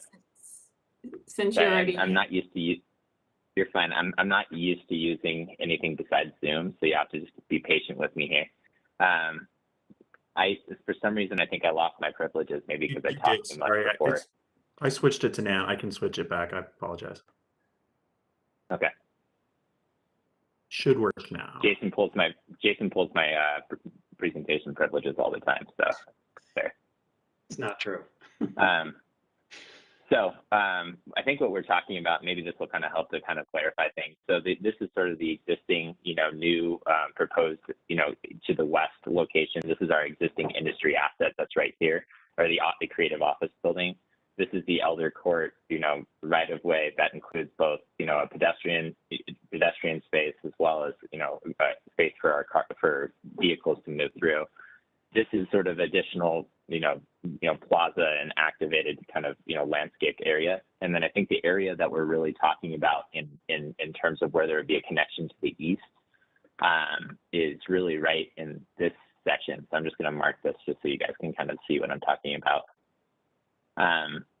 So you'll notice that there's essentially an ability for us to potentially look at some sort of connection point to the east, which would go in and extend in condition all the way out to this side. As we stated before, we do not own any of the land directly to the east, and so it is a little bit out of our control. And I think that that's where we've had, if there's any issue at all, that it's something that we'd rather you have you guys grill the property owner directly to the east versus us, because we'd love to do it. But that's really our only So concern. you own all the property to the west? Correct. Yes, we own Okay. we own this property. Okay, thank you. That's And to be very clear, there helpful will in be clarifying. and there'll be a crossing, from the building. You can see where the little 300 West label was that goes roughly right to the front of the parking garage. Okay. Rest assured, Jesse, if that owner comes before us, we'll grill him just the way we grill you. So I also have a question about that pathway, what's marked in there called pedestrian path. And you don't have any intentions for that right now. I mean, you don't have any design for that. We don't know if it's, 20 feet wide. We don't know if it's a street. We don't know. And will it actually be built before any of the other development so that your actual employees and so forth can cross over that? How is that going to work? And are you So talking about we- the connection to their existing Yeah. building from the parking garage? Yeah. Yes, yes, I am. Commissioner Scheer, I think you can rest assured that we would have a mutiny on our hands if we did not provide a connection from the parking structure to the office building where we have 1,200 people. But I think that, for us, really, again, it's the only connection point that we really have in order to, to move people over into our office building. We are not planning on, and I think if you look at the larger preliminary plat, which I don't know if I'm allowed to pull that up here or talk about that, but you can see the parcel lines that we are creating that actually include and even delineate where these sort of, connections will be. And so one of our parcels is this, parcel here, and then we obviously are keeping keeping a need for this parking or a need for this pedestrian access point.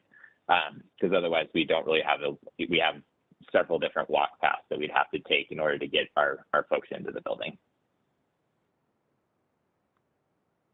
And if this is helpful, and we won't pull it up right now, but we can share with folks if they're interested some of the precedent from past projects. And I think what you'll see is that we pride ourselves, and to Jesse's point, we'd be part of the mutiny on ourselves if we didn't create the type of walkable spaces and human scale spaces that you guys are envisioning. So we take that. That's a huge priority for us as well, and we can provide precedent, which is mostly about the way they're activated, and that's lighting and different really enjoyable things, if that's helpful. Thank you. Any other questions from commissioners? I have a question about the second condition and whether, Nan, the intent is that they have to obtain the walkway across the property they don't own, or their obligation is just to provide for a walkway should the property owner to the east agree to develop one in the future? That second condition would only apply to the property that they own, which is located directly to the north of the proposed parking structure. So that condition does not apply to the property owner. Okay, so we're just talking about the strip that would be north of the garage to their property line. Okay, thank you. Exactly. Okay. Anyone else? Okay, with that, we will move on to the public comment period. Jason and Jesse, hang tight. If we have anything come up, we'll call back to you. Okay, I do see one hand raised. John, if you wish to, we'll open the public comment period and call on them. Sure. All right. Go ahead, Mike Fife. Hey, thanks for taking my comment. I was on a walking tour that the Planning Commission did about 2 years ago that stopped by the industry site. and I have been a fan of the project since then. I will say that it looks like, and I'm glad that they've survived COVID, it looks like their plan is progressing pretty much what they described 2 years ago or whenever that was. I understand that underground parking is kind of problematic in that area, so it's not like they can put it underneath the buildings that they're going to be building very well. Also, the great repurposing of industrial buildings that they're doing, of course, are going to require more parking than what an industrial site would have. What I envision that street is maybe kind of similar to the West Quarter Street, where it's kind of a shared vehicular pedestrian situation. And I think, with the 10-acre blocks, all the walkways and roadways and whatever you can get to divide that up is great. So I think it's a great project that you guys should support. Okay, thank you, Mike. Appreciate that. If anybody else in the public wishes to speak, if you'd raise your hand. Otherwise, Amy, did we have any emails come in?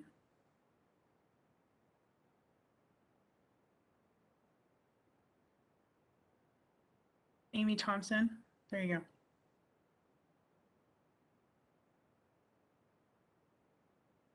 Oh, you've muted yourself. I'm going to take that as a no.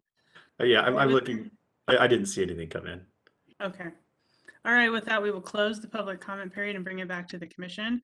Nothing controversial in that, so I think we can bypass any comments from the applicant. At this time, commissioners, do you have questions, concerns, thoughts, or a motion? I am still concerned that we don't have a plan for this area that gives the context for this parking garage. It seems to me that, for example, if we had a housing project here that was proposed under new parking ordinances, it would not be allowed to have as much parking as this would be to serve it. So we are abetting, in a way, a continuation of the auto-oriented systems that we have been trying for a long time to work through.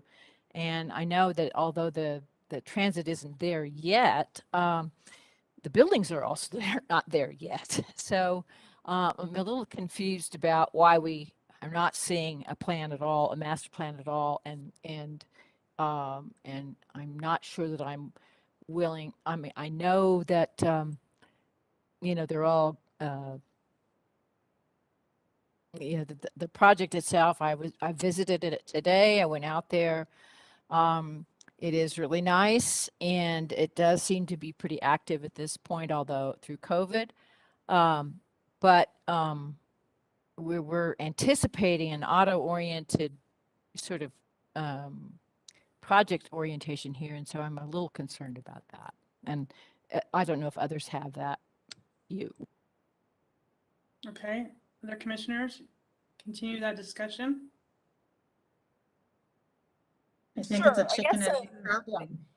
I mean, this is a really challenging part of town to develop, and they should be applauded for taking the risk and investing in an area of the city that's been neglected for decades. And I get that, if we were on 4th South with an active tracks line, we could certainly question it, but who knows if and when transit will reach this section of the city. And in the meantime, they're trying to grow this area and invest in this area. And if their plans have determined that additional parking is needed to support that growth, I think we should support that. I guess. Sorry, is it? Whoever it was, go ahead and speak.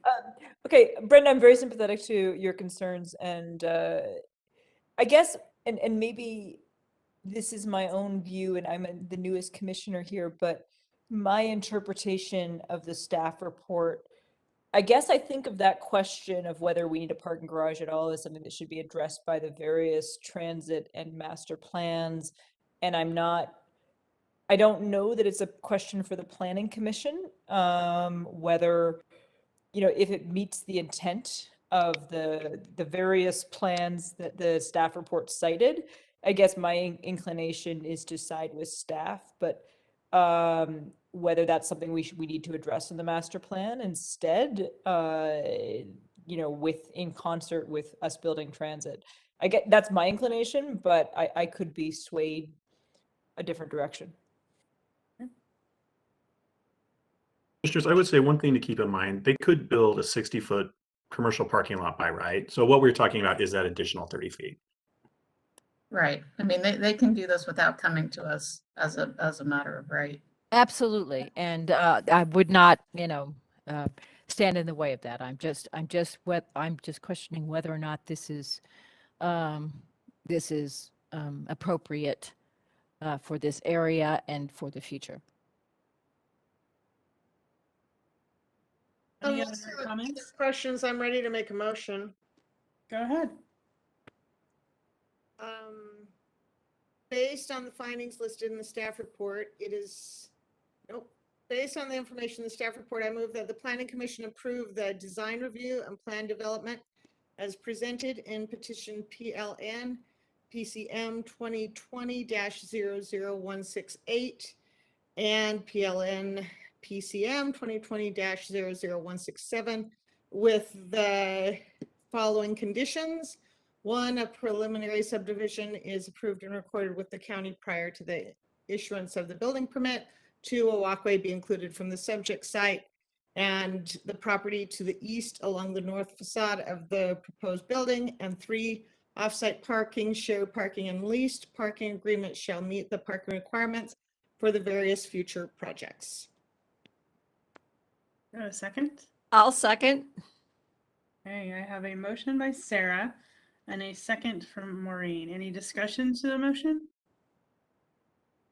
Okay, let's take a vote. Mike, Yes. Andra, Yes. Yes. Andreas, I will vote yes. Sarah. I am voting yes, and I would like to also add that I really like what's happening in the granary, and this development team is a huge part of that. Again, I walk this area quite a bit, super excited to see what's happening, and I'm excited to see this next portion of their project. So thank you for being such good members of our community. Thanks. Brenda? I'm going to vote no, but I also appreciate the work that's already been done there. I just would have liked to have seen a greater justification for a much larger project than what is allowed by zoning. Adrian? Yes. And Maureen? Yes. Okay, that is a vote 6-1. That motion passes. You are ready to move on, Mr. Winkler and Mr. Dean. Good luck. And we will now go on to number 5. Thank you, On everyone. our agenda. Councilor Pardon? Scherer, I just wanted to say thank you for your time and energy, and Councilor Scherer and everybody here, we're really thrilled to show you guys more information as you'd like it, but appreciate your help this evening and appreciate the work you guys do. Thank you so much. Thank you. You're here. Thanks. Moving on to agenda item number 5, Gabbets Row Plan Development at approximately 1448 and 1470 South Main Street. Case number PLN PCM 2021-00524. And the planner for this project tonight is Daniel. Thank you. So this is a proposed 40-unit townhome style plan development titled Gabbets Row at 1448 South and 1470 South Main Street. The applicant is in the plan development process because they're requesting modifications to the normal front and corner side yard landscape setbacks. The CC zone requires 15 feet setbacks on the corner side and 15 feet from the front yard, and they're requesting modification to about 1 foot to 2 feet. They're also requesting modification to vehicle access gate setbacks. The normal requirement is 17 feet from the back of sidewalk. They're down to 2 or 5 feet. And they're also asking for additional height, and in this case, asking for additional 5 feet. And just up front, staff is recommending approval of this proposal with conditions. So I'm going to go through this quickly and leave it to the applicant to really present their design. This is a site plan just showing the layout of the site to orient you to the development. There are 2 rows of townhomes separated by a driveway that runs north to south. The homes along Main Street have their primary front facades on Main Street, and the row along the alley at the top of the screen has its front facades along the alley. So this is a rendering of the site as viewed from the corner of Main and Merrimack. This can give you a sense of the facade detailing, the materials, the articulation. The alley units generally have this same level of detailing that's proposed on the Main Street. And keep in mind, this color rendering doesn't show the rooftop decks, as this is from an earlier iteration of the plans. But this newer black and white rendering shows the rooftop decks toward the top left of the screen. And you can also see the slightly higher parapet line on those units that have that rooftop deck.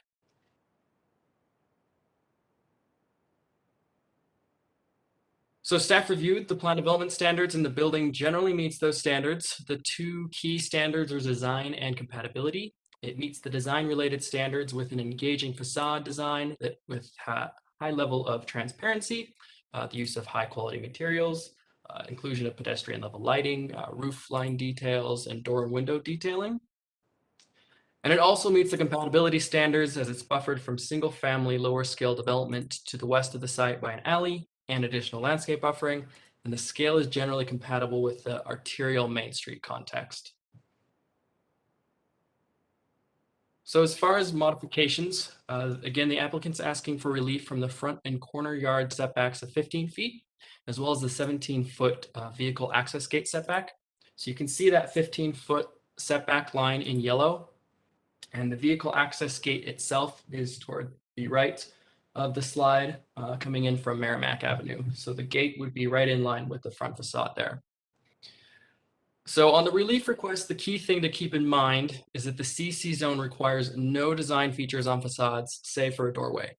And the applicants implemented a number of facade design features that enhance the building and were only required through this process.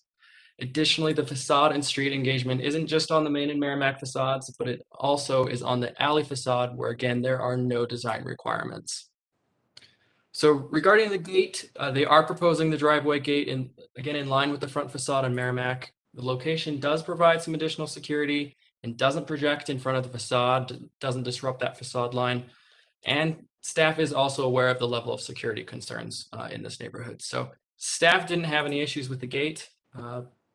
So because of that improved facade design and the security concerns, staff is recommending approval of the setback modifications, but with the condition that the gate be automatically activated to avoid any vehicle queuing into the street at that access gate, and that any electrical equipment on the front yard in Main is screened from view by a 4-foot tall vegetation. That could be 4-foot tall grasses. So on the building height modification, the PD process allows for 5 feet of additional height. In this case, the applicant is proposing the additional height only along the Main Street facade, so that's away from the single family homes on the west side of the site where there could be an impact from the height, such as from shadowing impacts. Additionally, the height will also support additional open space for residents, which is generally best practice, and the height contextually is appropriate to the very wide Main Street right-of-way. So because of that, staff is recommending approval with the condition that the additional height is only to support the rooftop use. So based on that, staff is recommending approval, again with the conditions noted previously, and also a standard condition that the applicant get an encroachment permit for any parts of the building that project over the right-of-way. And with that, I'm happy to take any questions, and the applicant is also here to present. Okay, commissioners, any questions for staff?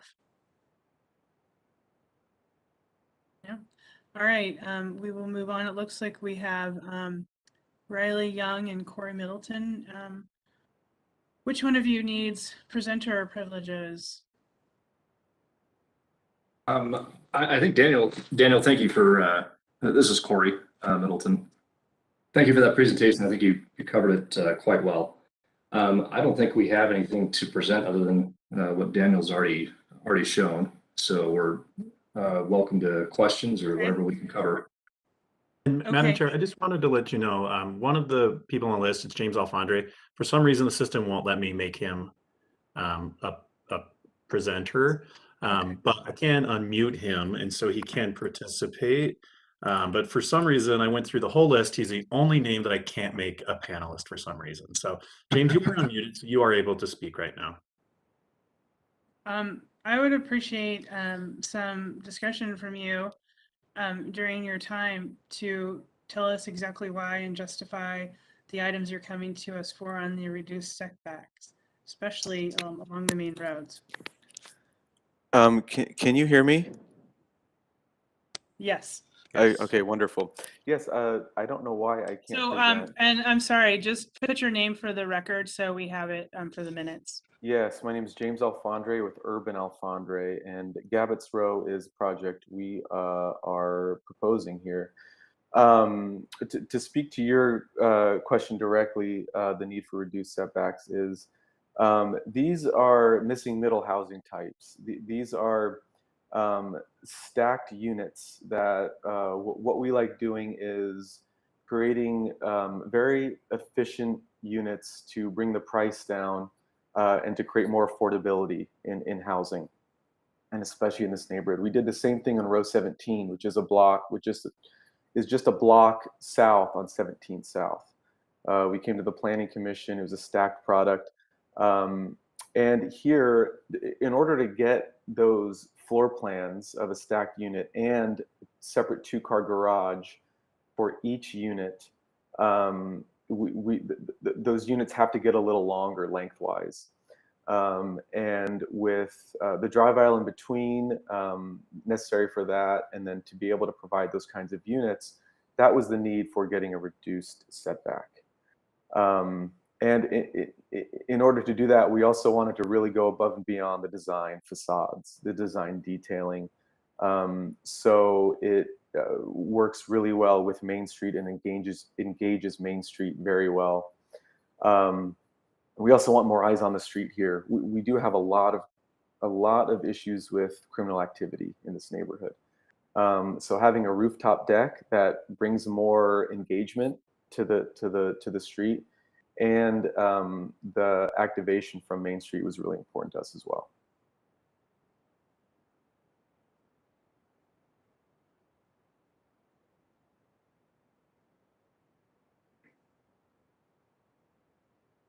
What are we considering the front of this building? Main Street? The front of the building is Main Street, yes. Okay. Can I ask a question? Yes, it seems like they don't have a presentation formally, so go ahead.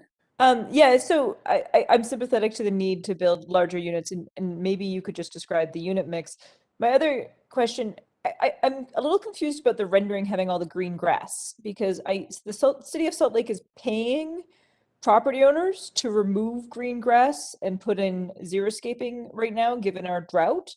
And you have this very, very green grass in your rendering, and I'm wondering if there's a particular reason for that. That's what the current median is now.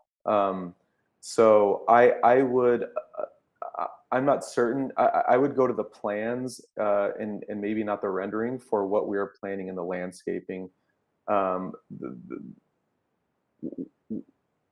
We pay someone to do the rendering, and they take liberties in some aspects to make it as pretty as possible. Now they did follow the architectural guidelines perfectly.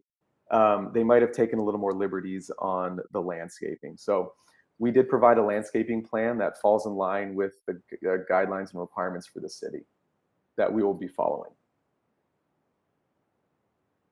I can clarify on that as well. Their landscape plans do show some turf grass, but it does not make up the majority of that park strip. they're using other grasses and ornamental vegetation that take up the majority of that park strip area. Are you planning on upgrading the alley? Yes, we are putting a lot of money into improving that alley. First of all, just activating it is going to be a big improvement. We are undergrounding the power lines, which is a big cost and a big way to help make that alley more activated. We're also adding lighting and units facing that alley that will, in nature, improve it by adding activity and new features to that alley that's now very dark and not well activated at all. So you're taking about half of this block, right? It is not half the block. It is. Looking at an aerial on Google Earth, trying to see what your neighbor is going to be on the north. We don't have a neighbor to the north. We're on the corner of Merrimack and Maine. Yeah, so the north part of your building, though, since you're not taking the whole block, I'm just trying to figure out, is it that single family home that's operating as a trophy shop? Oh, that's to the south. No, Is it the south? Oh. That is to the south of us. Yes. Okay. So that is a Yeah, the other side of the street. Okay. yeah. So that's a commercial property that we're going to be neighboring. Got it. Okay. We've. Can I ask? Yeah, I do. What is the shown on your plan there? That's not the townhouses on the very southern end of your plan on Main Street. What is that? There's an entrance to the parking, or what? What is all that Yes, stuff? that is a fence and an access. So we have two access points, one from Maine and one from Merrimack, and this was for fire access purposes to create that throughway between Merrimack and Maine. And that gray stuff there, what is that? Is that paving or what is that? We're activating that with landscaping. We're trying to create open space for the residents. We'd like to make it for the public, but we have too many issues. We have to secure this area as well as we can. So we're trying to maximize space as much as possible here. We're going to have open space. We're going to have place to gather for barbecue pits. We're also going to have try to use this space not just for driveways for cars, but also for residents to gather and hang out as well. So that is a landscaping element we're adding. So that there's no three-dimensional element there. That's all flat. There's no building there, actually. Correct. Okay. Correct. Thank you. Any other questions from commissioners? And I do have a presentation prepared, but for some reason I assumed you didn't. I'm sorry. Oh, you should do that. No, Go Amy. ahead. No, I do, but for some reason John just said I can't present for some reason. He can't. So I apologize for that, but I'm happy to send any follow-up information if there are any more questions. It's your own. Okay. Yeah, so sorry, commissioners. It's a WebEx issue. Like I literally went up and down the whole attendee list, and he's the only person I can't make a panelist, and I'm not sure why. So I apologize for the issue. James, do you want to? Can you send it to me and I can present and you talk through it? I'll leave that up to the commissioners. If that's something they'd want to see, or if they have all the information they need. I have a feeling we probably have all the information we need, but I would like other commissioners to pipe in. Okay. I agree. Yeah, I think we can forgo it. Not that I don't want to see it, but Sure. I did not realize that you were the one that had the presentation, so I apologize as well. All right, well then let's move forward and open the public hearing. If anyone wishes to speak on this, please raise your hand or email planning.comments@slcgov.com. But I'm not seeing any hands raised. Yeah, I don't see any hands, and I haven't seen any emails. It's been a quiet night on the emails. Hey, it's a quiet night for public comments too. Yeah. Okay, going. Gonna close the public comment period and bring it back to commissioners for discussion or, general thoughts, any concerns on this project? Okay. I do have one thought. I'm sorry. Go ahead, Brenda. No. So, okay, I like this project a lot, and I think the intention of it is great, and it's replacing what appears to be a chop shop to me as I drove out there. And so it is actually a wonderful replacement for a terrible use that's there. I am concerned at our tendency to just go ahead and reduce these setbacks that are traditional along Main Street. If you look at the aerial photograph that they showed in the very beginning, or that was showed in the staff report, you can see that every other property along there is set back where it's supposed to be. And there's landscaping, that some of the huge trees actually in that setback area as well. So while I wouldn't make a fuss about this particular project, I think that there's a tendency for us to ignore the pattern that's already been set up historically along these streets. We've done it even in places like North Temple, which are, have huge setbacks that are really part of the character of that street. So I just want to make that as a comment and hope that in the future that we have a little bit more consideration before we just give up the traditional setbacks that have created these wonderful tree-lined streets in Salt Lake City. That's all I have to say. Thank you, Brenda. I will just pipe in and tell you, James, this is the honest truth. I generally like about 3% of what comes before us. Most of it is just really not raising the bar, but I really, really like this project. This is in my top 3%. So thank I you. appreciate the work you've done, and I'm a tough cookie on that. I really don't like most of what we see. So I would live here. If I ever need to look for a new place, I would be looking here. It's going to be a great project. Well, I appreciate that. I mean, we're double framing our facades, our front facades out, so we can get more window depth. Like we're really getting into the details here of what we see on a lot of in Marmalade and in the avenues and along Broadway and along Edison Street. We want to we believe we're not California. We don't we don't need to bring, anyway, long story short, we put a lot of time into the small little details on this. So that means a lot to us that you notice that. So It thank you. very much showed to me, and really do take that level of my compliment, because I'm serious. 3% is what I think looks really good and is going to be a great project. Thank All you. right, with that said, I'm open to a motion. I'll make a motion. Go ahead, Adrian.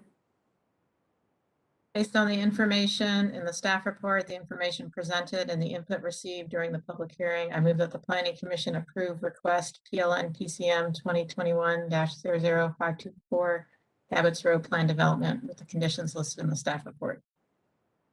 Do I have a I'll second? second. Was that Maureen? I think so.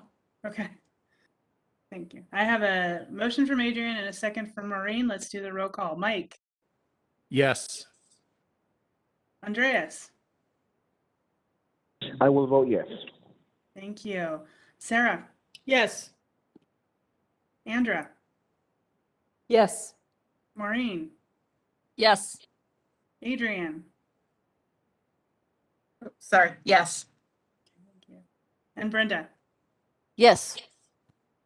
All right, thank you. That motion passes unanimously, and good luck, Gabbets Row team. I look forward to seeing this done.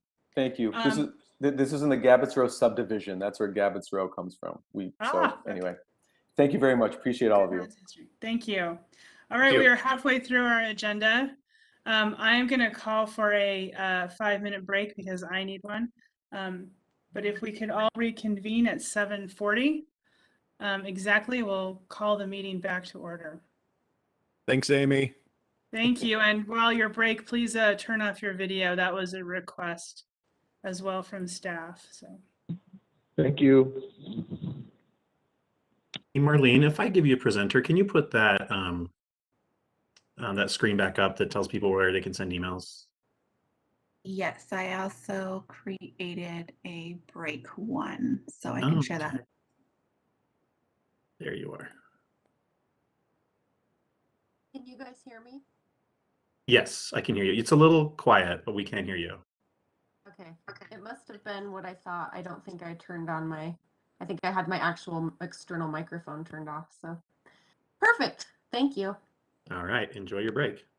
John, can you see that? Yep. Okay. Yep, that looks great. Thank you. Thanks.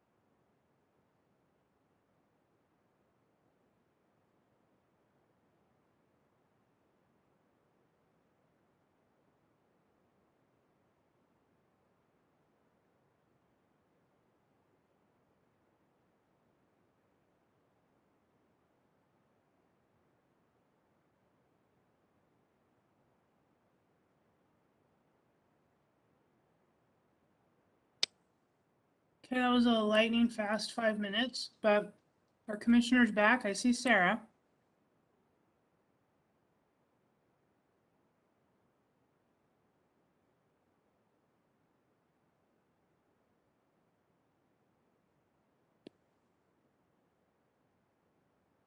Oh, Maureen. Oh, Marlene, I like that graphic. Well done.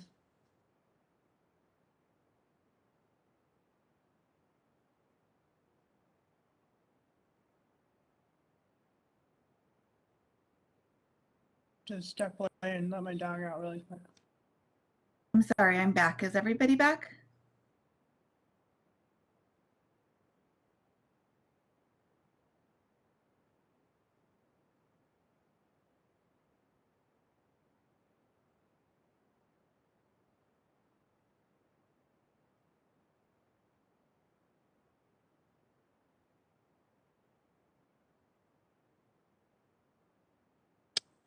Okay. Are all the commissioners back? I know I've got Maureen and Sarah. I'm here. It's And Adrian. Adrian. There we go, I'm Adrian. here. Okay, Mike. Andreas, are you back? Yes, Andres is back. Great. Thank you. Thank you. So we're just waiting for Brenda and Andra.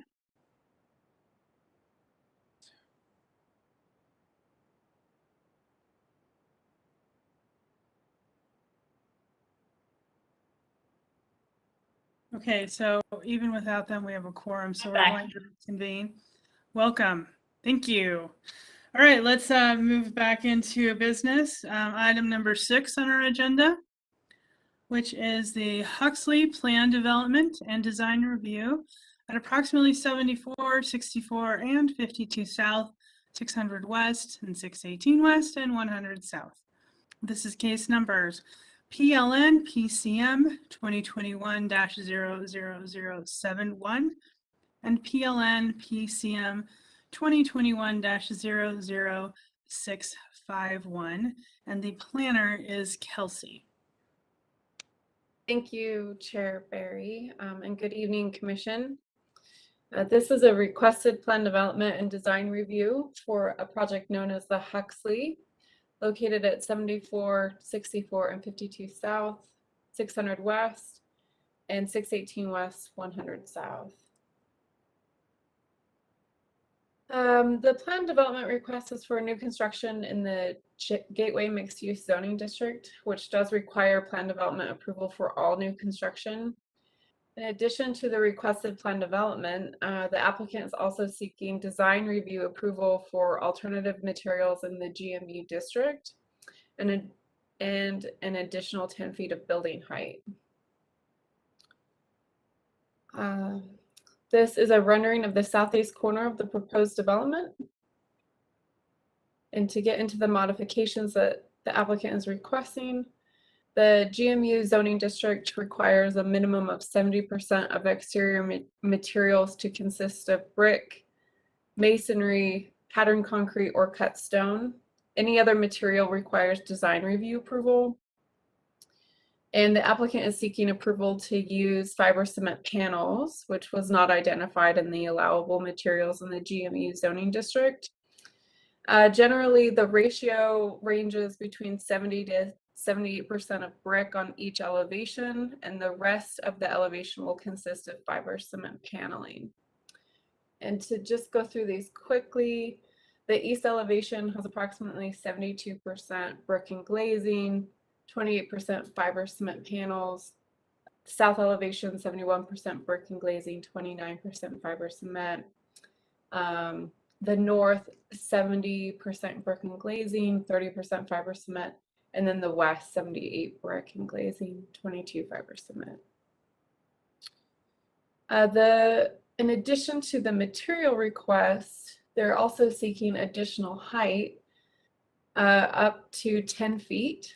And so the east elevation, which is what's illustrated on the screen, and the primary elevation, they're seeking 85 feet of total height. And the south elevation, which runs along First South, is seeking also 85 feet of additional height. The west and the north is just 6 feet of additional height, up to 81. The key considerations that were identified and discussed in the staff report include the ground-mounted utility boxes. They're identified in red on the screen, as well as the park strip restoration and the required public art piece in the GMU zoning district. And as you can see in the motion sheet in the staff report, staff's recommending that the Planning Commission approve the plan development and the design review with the listed conditions. I can take questions at this time, and the applicant and property owner are in attendance as well. All right, commissioners, any questions for staff? Okay, we will move on to the applicant's presentation. Jason Miller and Ryan sorry, you're gonna have to say your name, Ryan. Makoviak. Thank you. I would have butchered that. That's okay. So it wouldn't be the first time. Well, all right. Which one of you would be presenting? So I'll begin. This is Ryan. I'm the architect, Ryan Makoviak. Okay. Do you have a presentation you need to share with us, or? No, nothing more than what was included in the design packet for approval. Okay. You both have 10 minutes. Go ahead. I think we'll probably keep it relatively short, as other applicants have done this evening. We're just excited to take a pretty prominent area that could use a little love. We're excited to get started on on a nice project that will include some studios, up to 2 bedrooms, some nice views out to the city.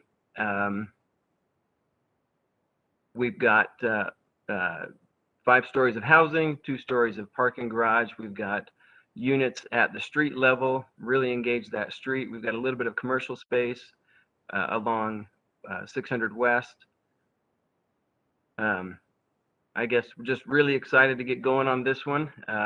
We've put together a design we think is kind of a historic modern blend, I guess, kind of an Art Deco sort of style to begin with, and with some modern flair to it.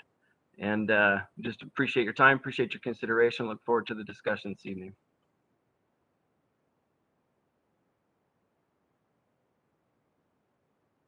Mr. Miller, did you have anything you wanted to add into that? Well, thank you. Ryan did a pretty good job there. Yeah, we're just looking to improve this area. That if you go down 600 West and see what's there now, it's kind of a rundown area, and we're looking to really improve this area. We feel like our building is going to be a huge upgrade to what is there now. It's kind of the direction that the city is kind of growing and improving towards the west. And like Ryan said, we've tried to take the advice and counsel from the staff and activate the street by having street units and not having you won't see any parking garages or anything like that at the street. You'll have units that'll be, townhouse looking type units that come right off of the sidewalk right there, along with our leasing office, which will be on the corner of the building. You'll have some office space right there. And then towards the north, we've got a small section of retail that could have, maybe a cookie shop or a coffee shop, something right there at the street level. So we've tried to take the advice and counsel of Kelsey and the staff and meet the requirements. And hope that we will pass this evening, I guess. Okay. Commissioners, do you have any questions for the applicant? Andrew, go ahead. Yeah, so thanks so much. I'm slightly concerned about the number of 1 and 2 bedroom units and no 2 bedroom plus den or 3 bedrooms for a few reasons. One, we know the biggest affordability needs are, of course, families, particularly single parent families. And I'm a little concerned that we're not really addressing their needs and the filtering. Obviously, their housing needs are mostly met through filtering, but this is not really accelerating that. My second concern is, all of the data that we're seeing indicates that most of the growth in rents has been in 2 and 3 bedroom units and even 4 bedroom units since the pandemic started. And so I'm kind of concerned that we might end up with oversupply in Salt Lake City of 1 bedroom units. And I'm just wondering why focusing on these 1 and 2 bedroom units instead of slightly larger units. I could kind of start. So we have market studies done, obviously, when we do these types of projects. We didn't get the same feedback from our market study analysis.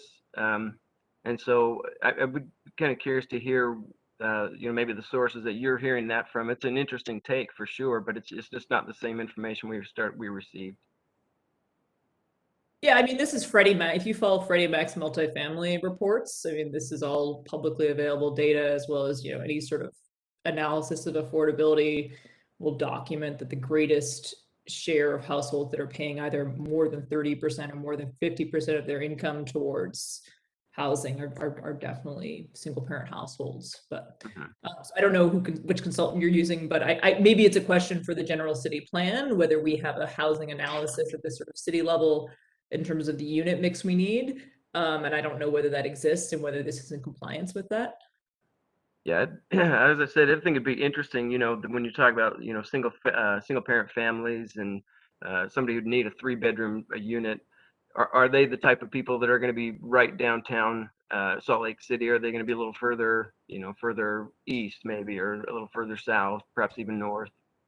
Yeah, so I guess you're not probably building for those households, but you're building so that there's some filtering down to those households. But fair question. I don't think we know the answer to that. But just generally, we know the growth has been in rents for, larger sized units since the start of the pandemic. I can put that. Is there a chat function on WebEx? No. Actually, Commissioner, we don't use the chat function on here just because we want to make sure that the comments are said aloud, sort of the minutes and the record. And I was going to say, I think whatever you're saying, by the way, is very fascinating. But do keep in mind, we're making our decisions. They do have to be based on standards, and there is not a standard about unit size. Not to say that you couldn't have this discussion. I do find it interesting, but just keep that in mind as we're moving through the meeting. I also find that very interesting, and actually, it's true that it doesn't reflect an issue around standards. However, we are approving something like, well, we're going to approve, or we might approve something like 1,000, over 1,000 housing units tonight, and I think very few of them, in fact, probably none, are more than 2 bedrooms. So it is. It's important, I think, even though the commission can't always do anything about it, we are also a public forum in which these issues sometimes get some review.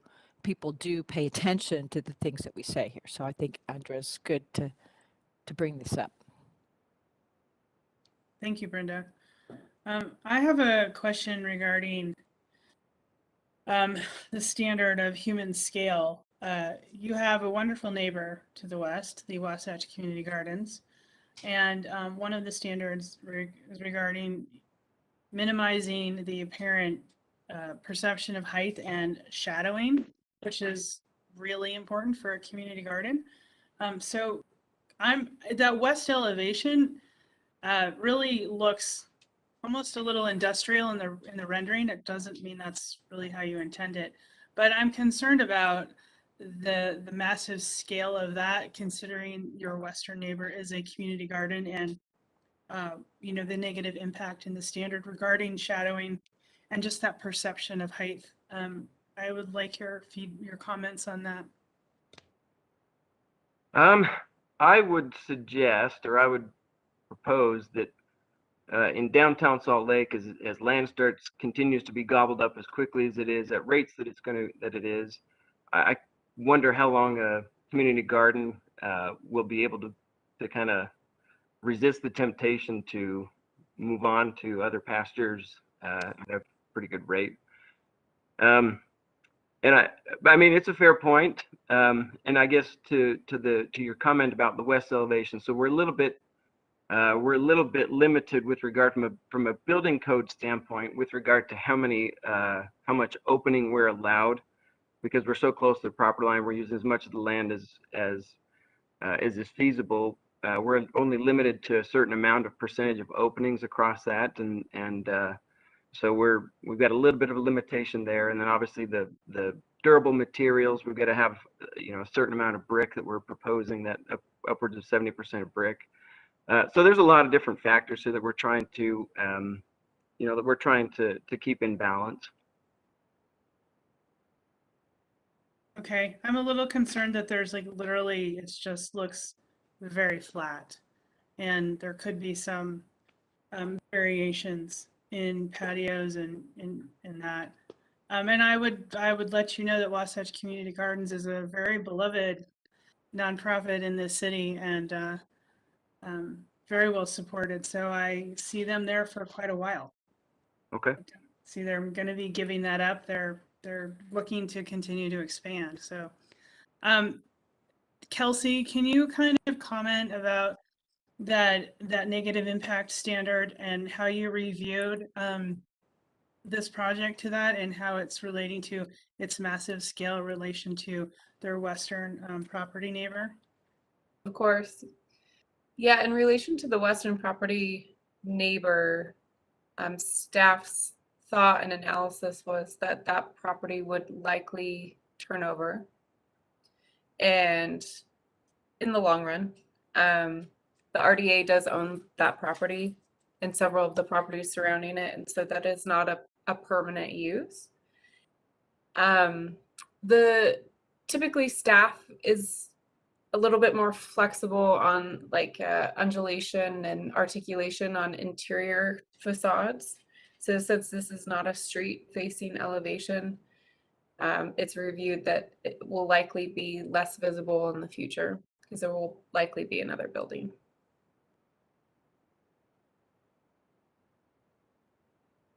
All right, does any other commissioners have any questions?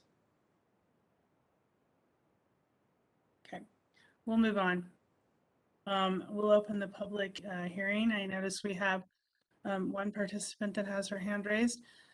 John, if you want to go ahead and call on her. Of course, Kelsey Moss, you are unmuted. Go ahead and share your comments. Yeah, hi, this is Kelsey Moss again.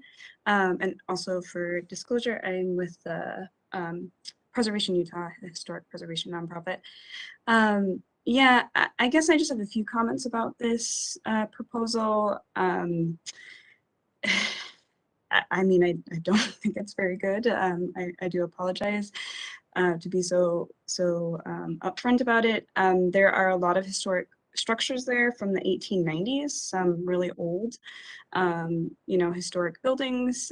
So that's a big concern for me to replace it with quite a generic large-scale building that is just being replicated throughout Salt Lake City. So I do think that there could be a little bit more effort and creativity done on the developer's standpoint. I'm just curious why more height is needed. I know those are the questions that are being asked here. I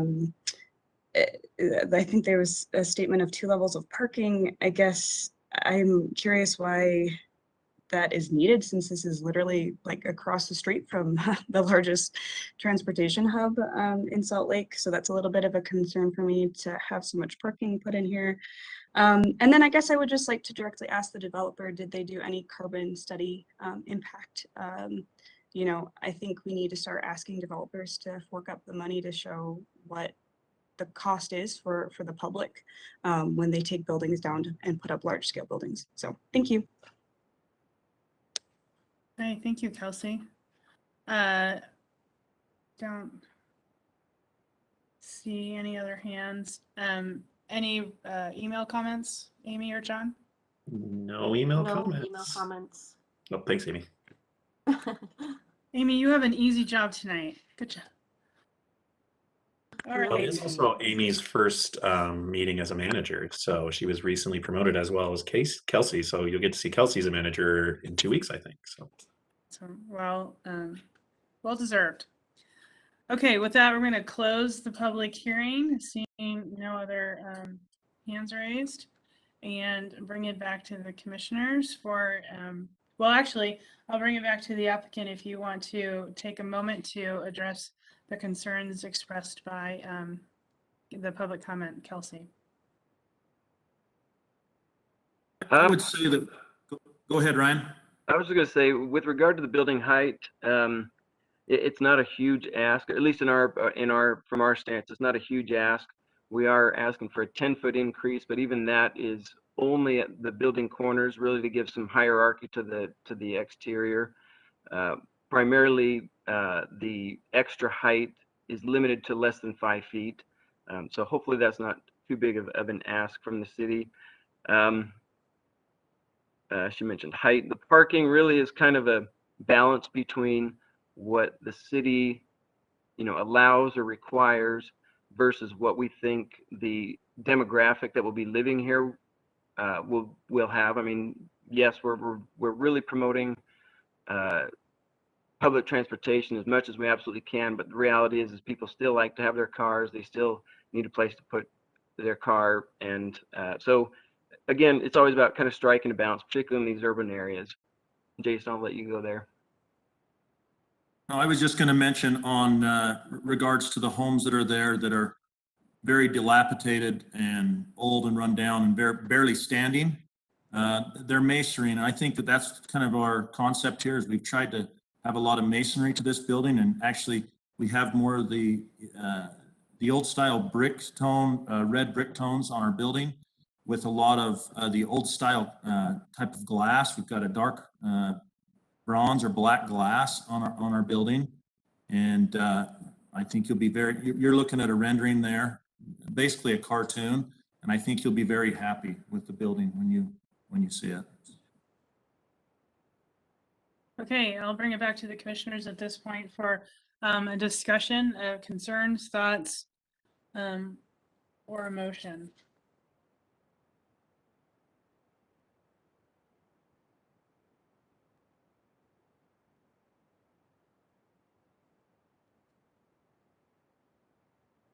I don't get to make a motion, so you guys need to pipe up.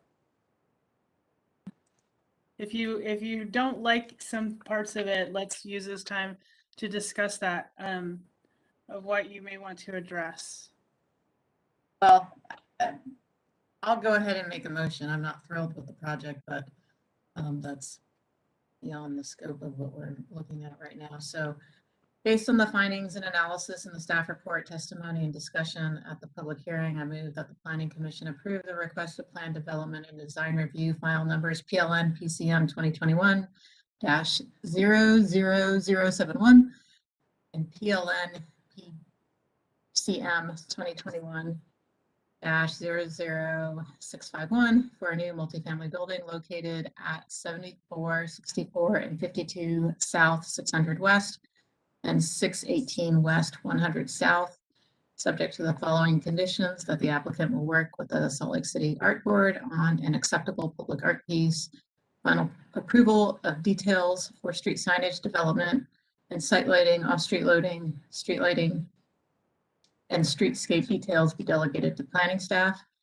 Lot consolidation be submitted and approved by planning staff. I'll second that. I've got a motion by Adrian and a second by Sarah. Any discussion to that motion, commissioners?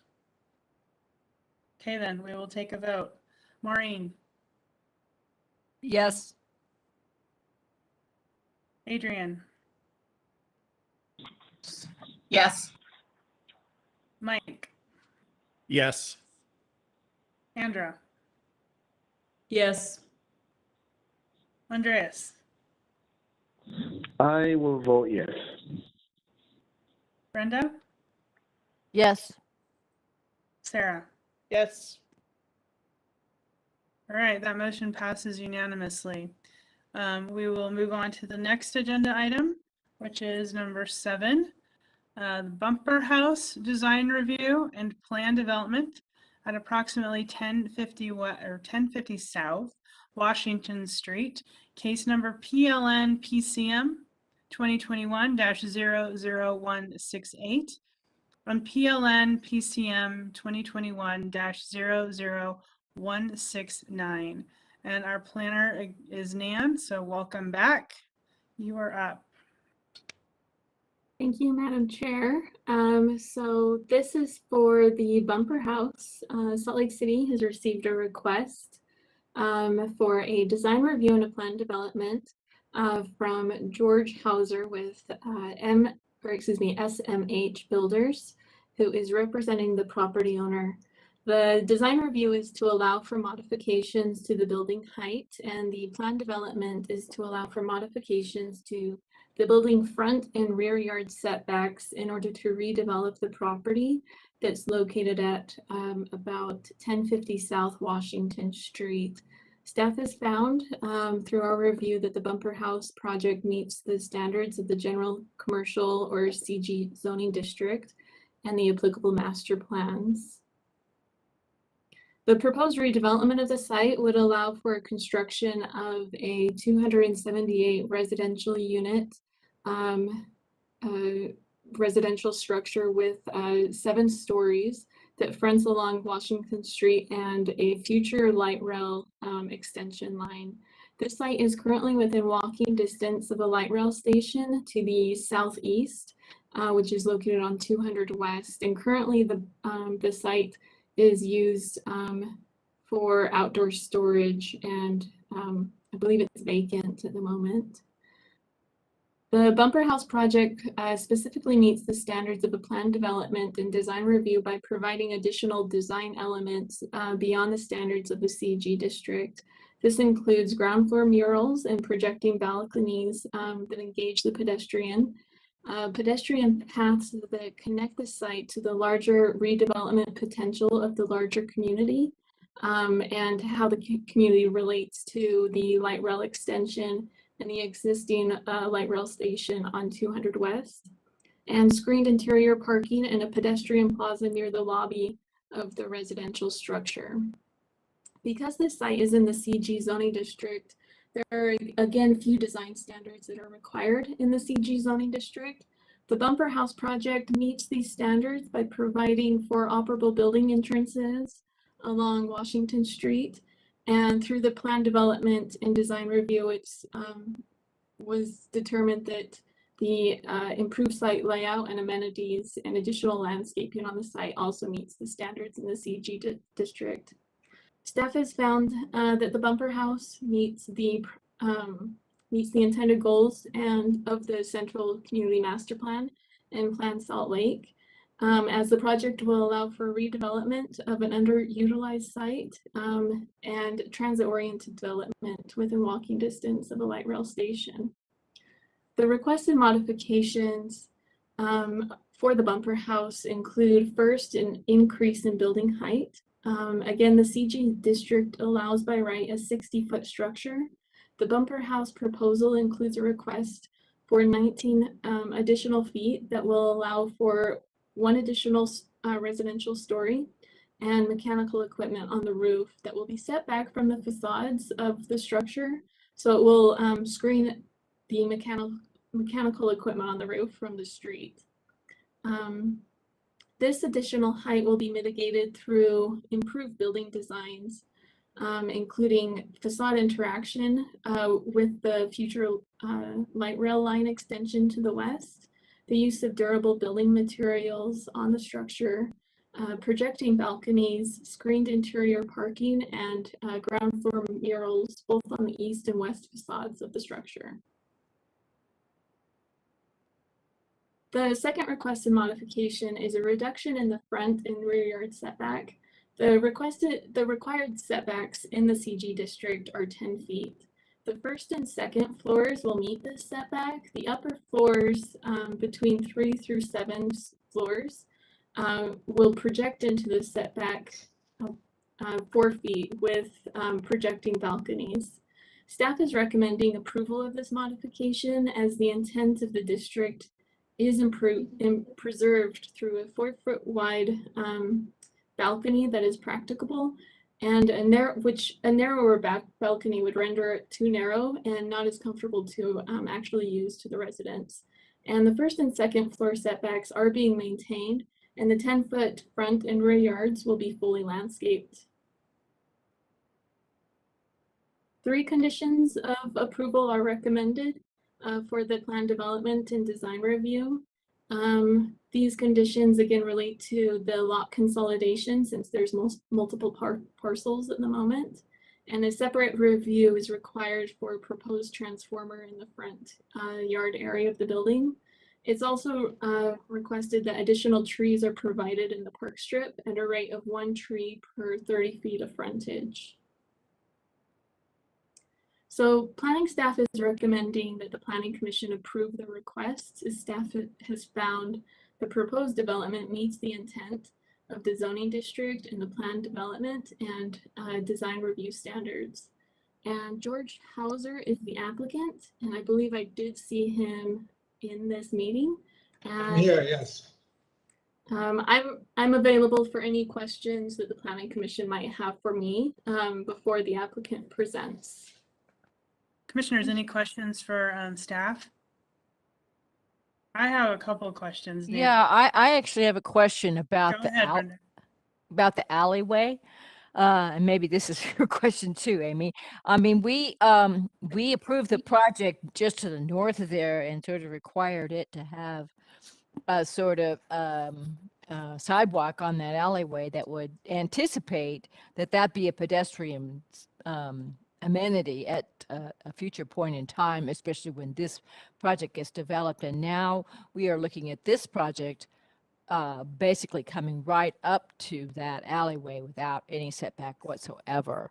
And so I was wondering if you had considered that as a part of any requirements in terms of the conditional uses that are being asked for here.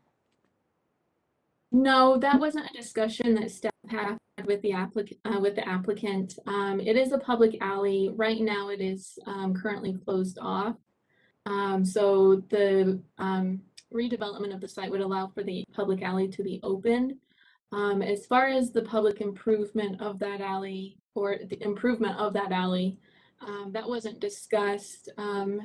There is a pedestrian path towards the west that would connect Chromeworks, the Planning Commission previously approved, to the Bumper House project. And then this pedestrian path would curve to the south, heading east in order to connect it with a redevelopment project that's that could potentially happen with the property to the south and to the east of the subject site. But a discussion about the improvement of that public alley towards the north was not had between staff and the applicant. But that's something that if you want to talk to the applicant about, you know, I think it's open to discussion, of course. Thank you, Nan. Nan, what are we considering the front and rear yard of this? So the front yard is to Washington Street, since that's the only public street on the site. The UTA right-of-way to the west is considered to be the rear property. How are residents going to access this? Brooklyn to Washington? So you are able to access from Brooklyn Avenue to Washington Street. It's pretty industrial right now. There's not a sidewalk, there's no curb and gutter, but it is accessible right now. I was out at the site and you can get to it. It's either through walking or bike with your car. Okay. You talked about pedestrian paths in your report, but exactly where are they on here? I'm going to share my screen really quickly again.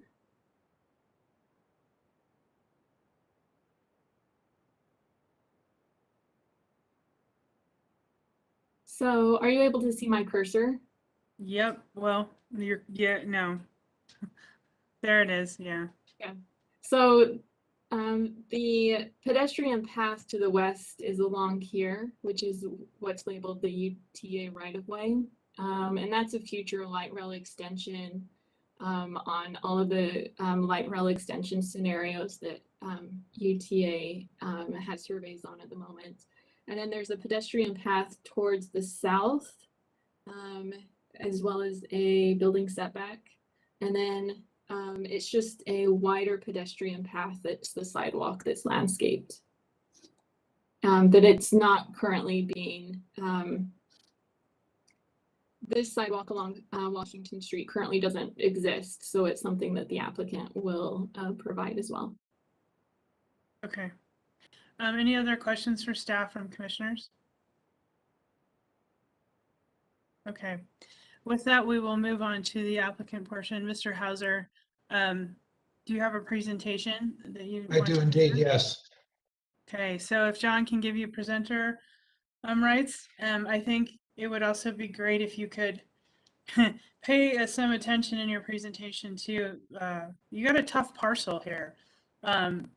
What improvements are going to be made for that, even vehicle mobility, but pedestrian mobility as well? Okay, You got it. All right, you are up and going. You have 10 minutes. The floor is yours. okay. All right, good evening. Thank you very much for considering our project. Yeah, indeed, this is a challenging site. It's actually a brownfield site. It's currently occupied and operating as a chrome plating facility. And one of the biggest challenges is dealing with,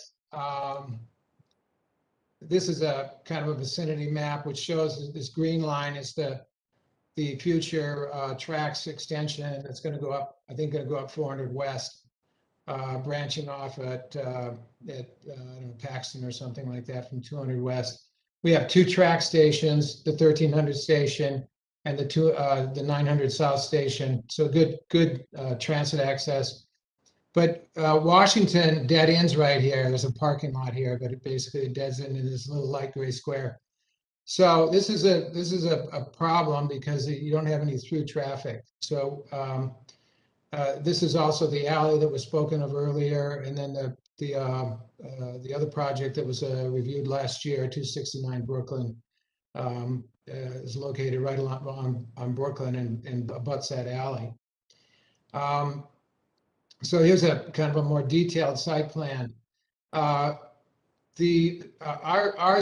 hope was that in the future, that when this right of way is developed, it'll become similar to the tracks extension that goes out into Sugar House from, I think, from the central station. And it'll be developed with a bike and pedestrian pathway, landscaping. We've done some early ideas here about, creating kind of a linear park element to it.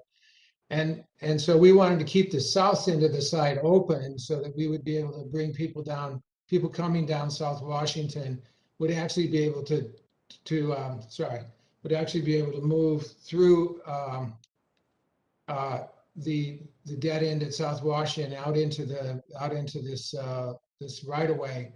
And we provided a 10-foot setback on the rear yard, which we're going to landscape and also provide a walkway along there, as we have done on the 269 project, in hopes that as these sites that are south of us, which are now industrial sites, mostly underutilized, some large parking lots and some areas that are being used as industrial storage, that we'll build a pathway along here, which will allow our residents to come out of our lobby here and transition down into the right away and then make their way down to the track station on a diagonal basis rather than having to come way out to Brooklyn, walk down Brooklyn, and then get to 200 West.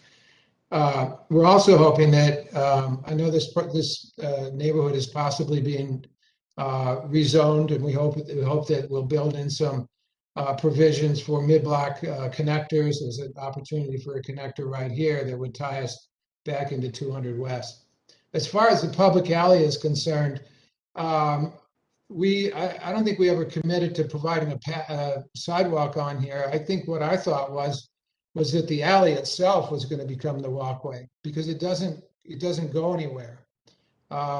We have some residential units on this side down here near the end, which access it, and it accesses our walkways along the west side.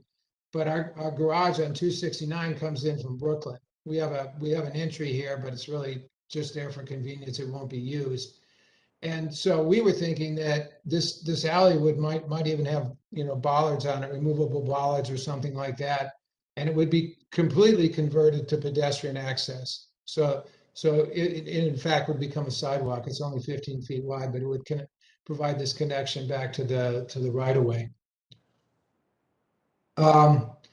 This is the view again from the looking up the right of way and kind of our hopes for the future development of that right of way and how our building relates to that. And our lobby again here is a way of providing an overview of the connector between South Washington and the right of way, and activate that dead end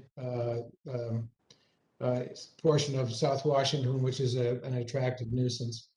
We're building essentially workforce housing here, located near transit resources. Again, it's 2 levels. It's actually, I think Nan misspoke, it's 287 units, not 278.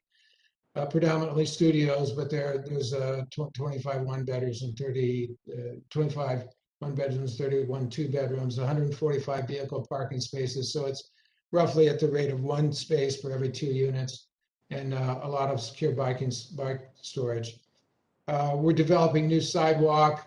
There's no sidewalk now on South Washington, so we're developing that with a park strip and a 10-foot setback, a new sidewalk. We have a bump out associated with our lobby. There'll be bike parking there. We hope to build a concrete bench. The required number of street trees, new street lighting, new curb and gutter, and hopefully make it a pleasant pedestrian experience getting from Brooklyn down to the lobby in our building. This is identifying those various elements. Here's the lobby. The lobby has a kind of a 2-piece. It has a clubhouse at the back and then a large open space. There's a 2-story open space, mostly glass along the Washington and the south end of the building facade, right along this connector back to the right-of-way. Kind of a shot of a possible aesthetic for the lobby.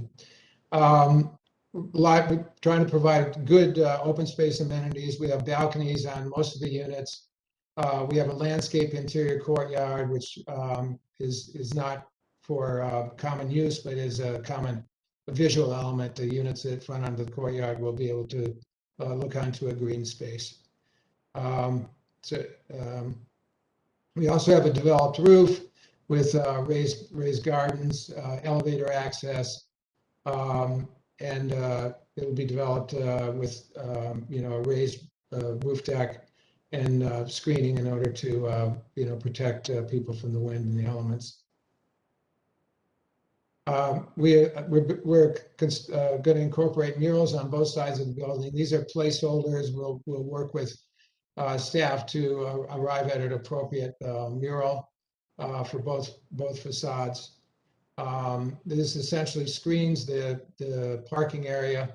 The parking area, it's very difficult on these brownfield sites to go down because of the contamination issues involved. And we're doing a lot of cleanup on the site, but there's always a potential for remedial contamination.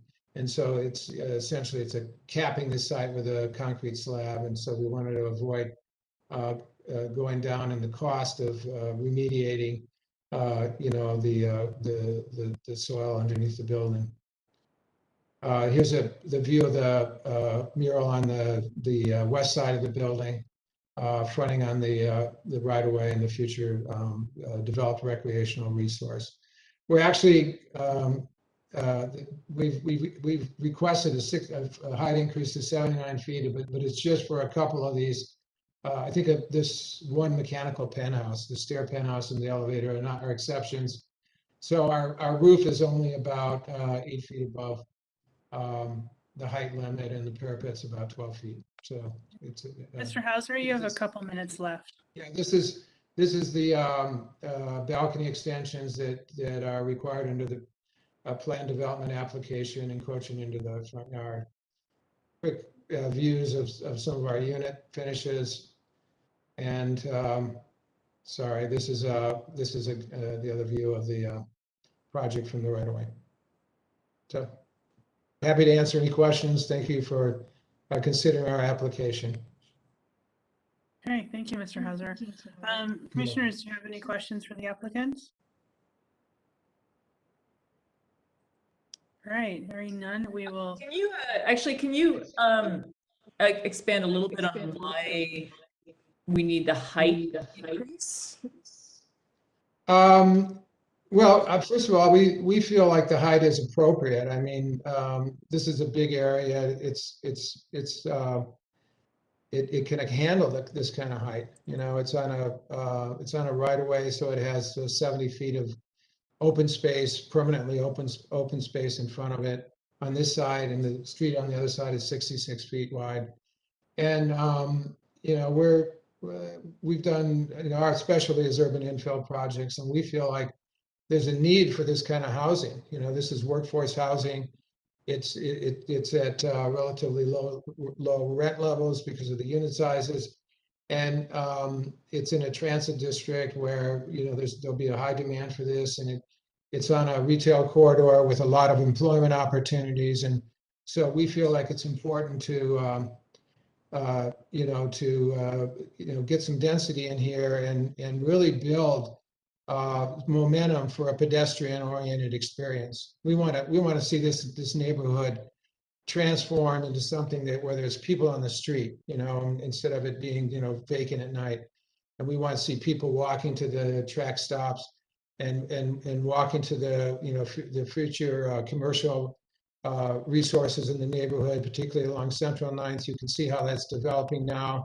It's really become it's becoming a dynamic neighborhood, and we want to contribute to that. And we feel like the density is important. We need to bring this kind of density in order to create these vital communities. And one of the great things about this neighborhood that I love is 200 West. All right, it's not 300 West, which is so difficult to navigate, but 200 West is a street that is very calm. There's not a lot of traffic on it. It has a tracks line on it, but it's a street that is really ideal for pedestrian-oriented activities, and we want to see more of that develop. And we want to be here providing the population that will foster that kind of development.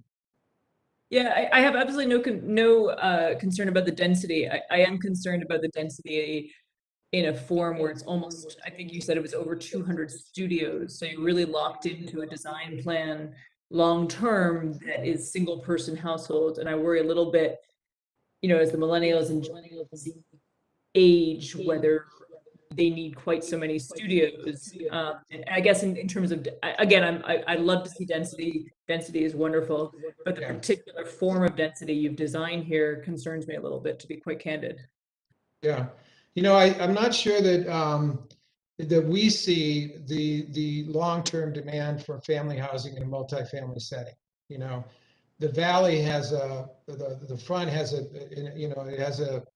has a very robust development effort in the single-family home area. You know, and that's fine. You know, it's not what we do, but you know, people, once they get to the level of having a family, they start to want to move into the townhome environment, and they want to move into a single-family home environment. And our hope is that by generating studios, we can actually relieve some of the pressure on larger units for families, and away from, you know, households where you have 2 or 3 single adults sharing a 3-bedroom unit or something like that, and they'll move into these units because they'll have their own space. So we think that there's going to be a long-term need for this. It can serve an older population as the population ages and they want to go away from you know, their three-bedroom home. And so we think that there's going to be a long-range demand for this, and we're excited about providing it, and we're happy to you know, to own it and to manage it, you know, into the future. Okay, thank you, Mr. Hauser, on that one. Any other questions for the applicant from commissioners? I have just one quick question. On the first 2 floors, given you have to cap and you're dealing with a brownfield site, are you restricted from using those two floors for residential? No, we've actually tucked a few residential units in. But the so in fact, if you can still see this slide, there are residential units adjoining the lobby, and then there's another residential unit, a stack of residential units out here at the kind of apex of the building. But it's also if you want to provide the parking, we're not big on parking. We've done projects that don't have any parking, but investors want parking, and they want to see we haven't turned the corner on the no parking building, I mean, I think we're getting there, but it hasn't happened yet. So if you want to put parking in and you're trying to, get to that 1-to-2 ratio, we can actually get a little bit below that if we read the code explicitly. You need the space. It's hard. Parking takes a lot of space, and we did our best here to fit it all in and then pack in some active uses around the ends of the building where we thought it was important to have them. Okay. Yeah. Okay, any other questions? Okay, we will move on to the public comment period. It looks like we have one person with their hand raised. I don't know if that was a leftover from last time, but John, if you want to call on her, we'll open the public comment section. Sure. Kelsey, did you want to comment on this as well? I did, yes. Well, I'll probably get tired of me. So Kelsey Moss again. Yeah, so funny enough, this is like a few blocks from where I live now. And I guess I do have comments or concerns about the height addition or request, but it seems like for an additional story essentially, and the mechanics, because you have the I-19 ramp that's right there.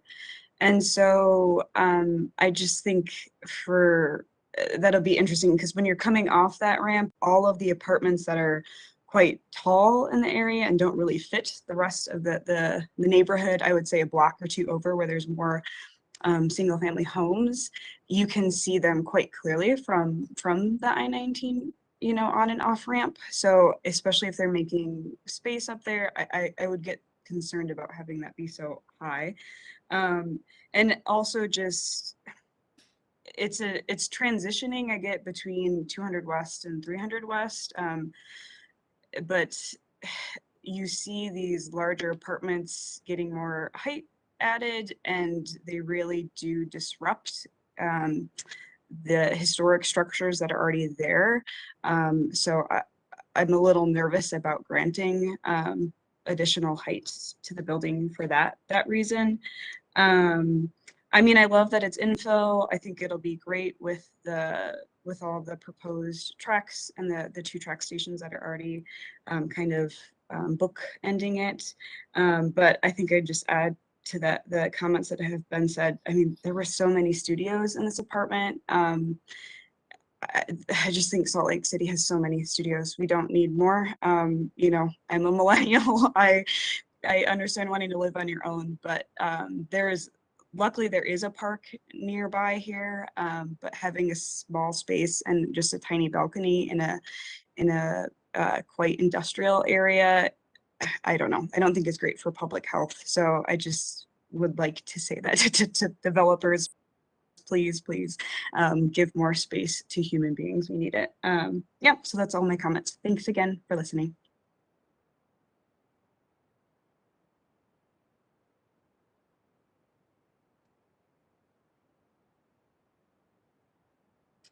You think you're muted? You're on mute.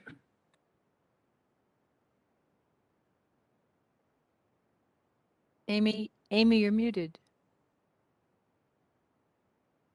Hey, I'm sorry. I did mute a few people because we were getting an echo.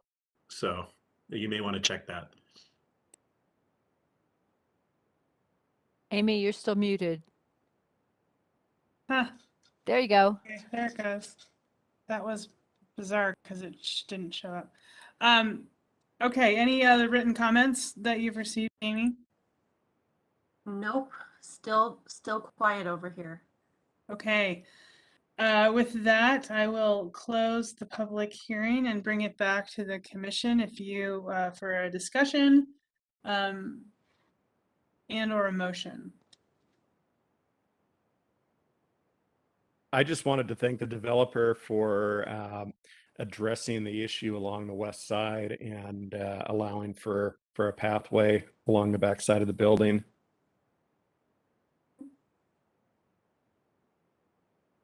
I have to say I actually visited this site today in my 10 project tour, but self-tour, which took me 3 hours.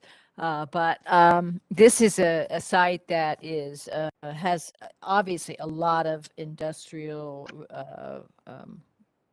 remediation to do in order for this project to go forward.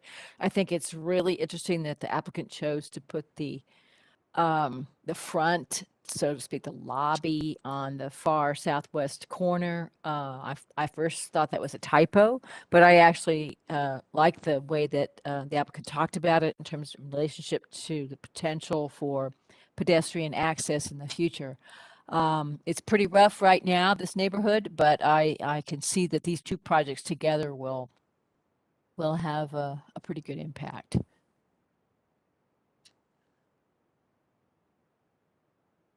Willing to make a motion? Please.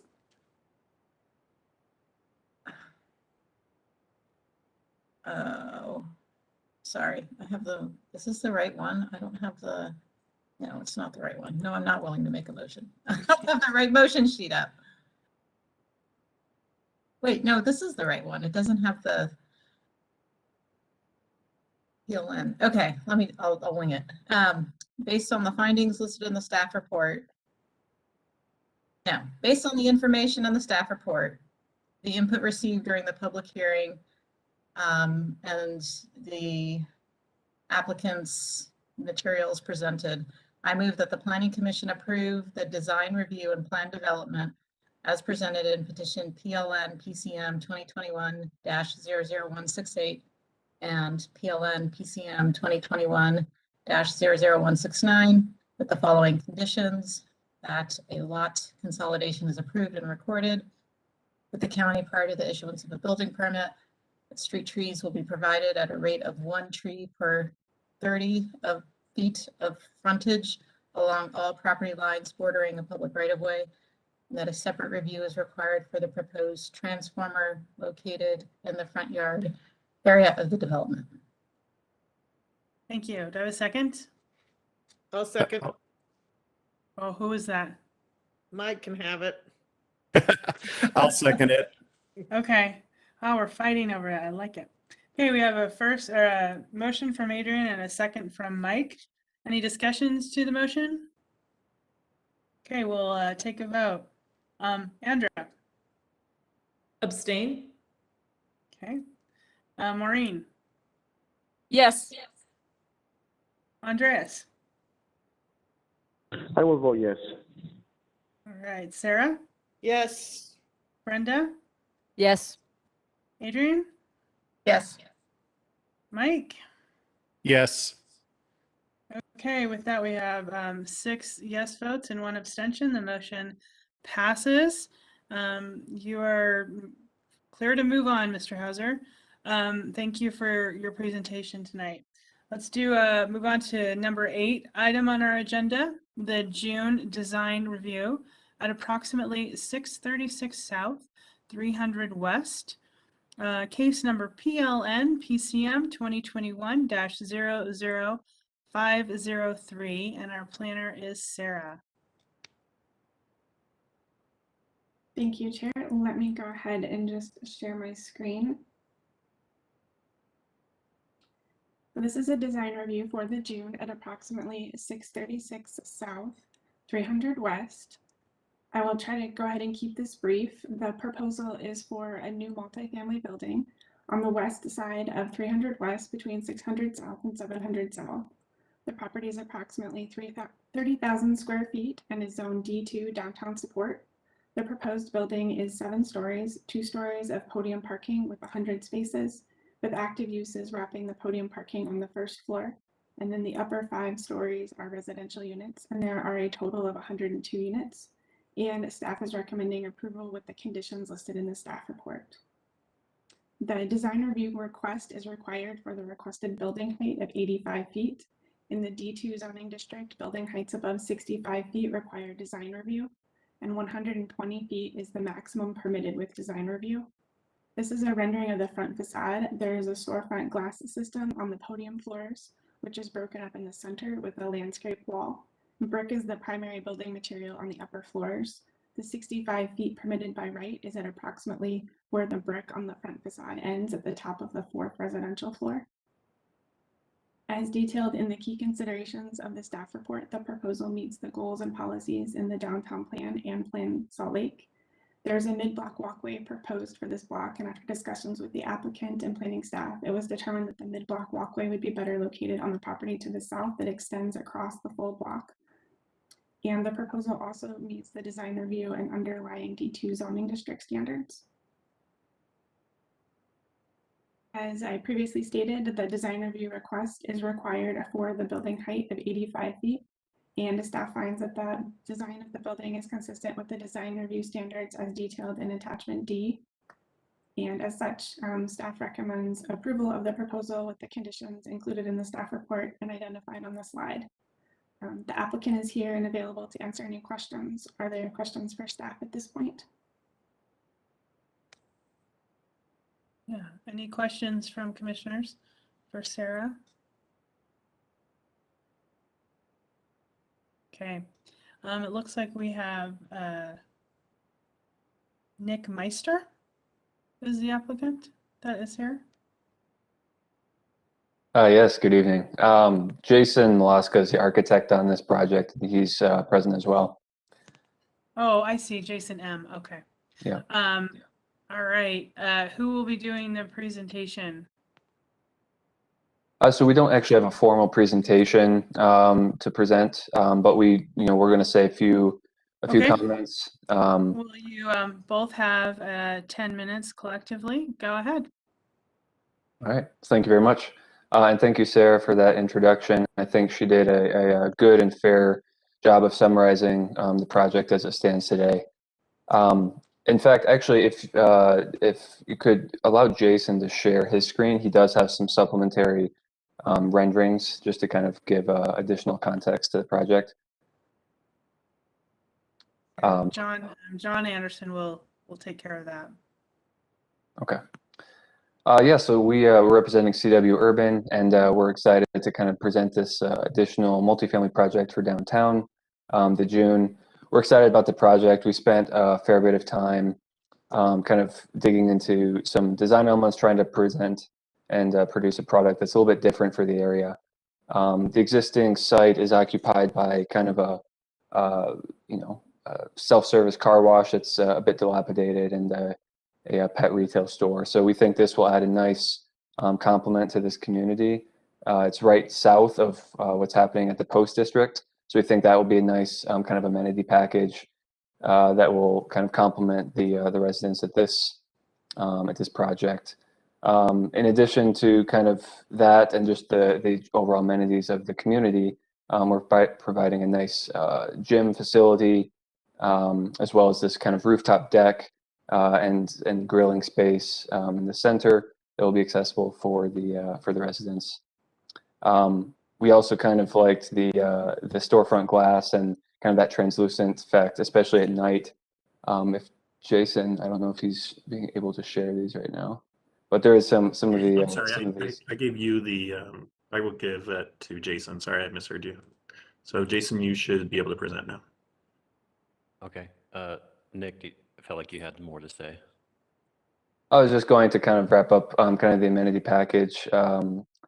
So in addition to kind of the gym and the rooftop or the middle courtyard deck there, this also has the benefit of being next to R&R Barbecue, so you get some nice wafts of smoked meat if they do choose to open their windows. And then, of course, views of the city, and especially for those kind of upper level units that have nice rooftop decks and things. So I think, in the interest of saving time on this long agenda, we will kind of wrap it up there. If Jason has any additional comments from a design perspective that he'd like to share, go ahead, Jason. Can you guys even see what I'm sharing? Yes, we can. Okay. I just wanted to talk a little bit about the design. I echo what Nick said. And actually I wanted to say working with Sarah has been really great. It's pretty easy to move fast on some of these designs, and architects are always a bit swamped. And working with Sarah, she helped us catch some of what at first seemed like restrictions to a site and specific zoning requirements, but she helped us develop a better product, I think, in the end. And so yeah, I just want to say thanks to Sarah. It's been great working with her in the city. We kind of wanted to adopt the urban vibe of the city as the city kind of stretches out its dense core. And as the post is coming in, we like the idea of sort of the dense city garden, brick, and light that we're going to try and exude in this building. One of the big moves that Sarah helped us kind of land on was because there was a requirement for activated ground space, we thought we would not only just create a storefront system, but do something that can interact with the street a bit more. So we want to integrate some translucent storefront panels that will carry light, nice soft ambient light onto the street at night. And don't freak out if this seems a bit bright. It's kind of hard to expose a picture correctly when you're rendering it from a computer. But the idea is to have a soft glow at night that speaks to the street. And then during the daytime, that light obviously reverses into that lobby area and some of that parking garage on the second level. Again, we're trying to use high quality materials on the front facade that's street facing. We're going to use full masonry brick and metal panel. We're also trying to get as much fenestration into the building as possible while making it still affordable for the developer to build. So we're using some Pella window systems, and we're going to utilize, again, some frosted glass and some large storefront floor to almost ceiling height glass so that the residents in these units are going to have a view of the growing city in front of them. And one of the things, it's actually, maybe I need like another rendering, but if you look at some of these back units behind the front facade, there's this sloped roof, and what we've got are some transom windows. So all of the units on the top floor have kind of some clerestory light coming in to just really light up those units up there. And again, we're using large glass back there. I think this is a cool neighborhood. Like the post is coming in up north, and that's going to be quite dense. This site that we're on is small enough that we are a little bit hard pressed to get some amenities, but I think one of the great amenities, in my personal opinion, of any apartment is just the city that it's in. If you can create an inviting enough building that contributes to the fabric of the city, and the people are obviously using all the amenities in the city, I think that's just a great symbiosis that we're trying to celebrate here. That Atmosphere Studio just south of us is a pretty cool company, and they kind of focus on like company branding and space design, and they're also doing some art exhibits and things. And so, I'm imagining people walking to and from such a space as that, like in a nice, cool urban environment next to the light. I just think I think it's a good design, and I guess I should mention the unit mix. We've got 102 units and 20 studios, about 22 beds. There's one 3-bed and about 61 beds. So it's 1-bed heavy. I think as we study the markets and we're seeing it's a tricky mix. We would like to see, obviously, anyone living downtown who wants to live downtown. But there's obviously an influx of young people or single people or maybe career-minded individuals or maybe young new families who are looking for who basically appreciate the dense environment of the city and are willing to move in to an apartment. They aren't looking for a house in the suburb or even a townhome in the suburb. They're looking for a clean, fresh apartment with some urban vibes and, that's close to all of the amenities of the city. And I think that's what we're kind of providing. There are a few penthouses in this project, and that's kind of why we wanted to ask for the height. Is we wanted to max out the density from the perspective of the developer so that they can get a project that profits, obviously. But we also wanted to max out the height so that we could really open up those top levels and get some lights into those top units. And these four units, there's 4 units on the top level that are double height units. So there's 4 penthouse units, which those are 2 and 3 bedroom units, and they're quite a bit larger in square footage. So that provides opportunity for a few people looking for a larger space. Anyways, all in all, it's been a great experience working with Sarah, and I'd like to turn the time back over to you all. Okay, thank you. Stop that. Commissioners, any questions for the applicant? I have a quick question. Go ahead. What kinds of uses are you anticipating for the first 2 floors on the street facade? Well, so the first 2 levels of the building are parking, but one of the zoning requirements is that you can't have parking within 25 feet, or is it 25 or 30 feet of the actual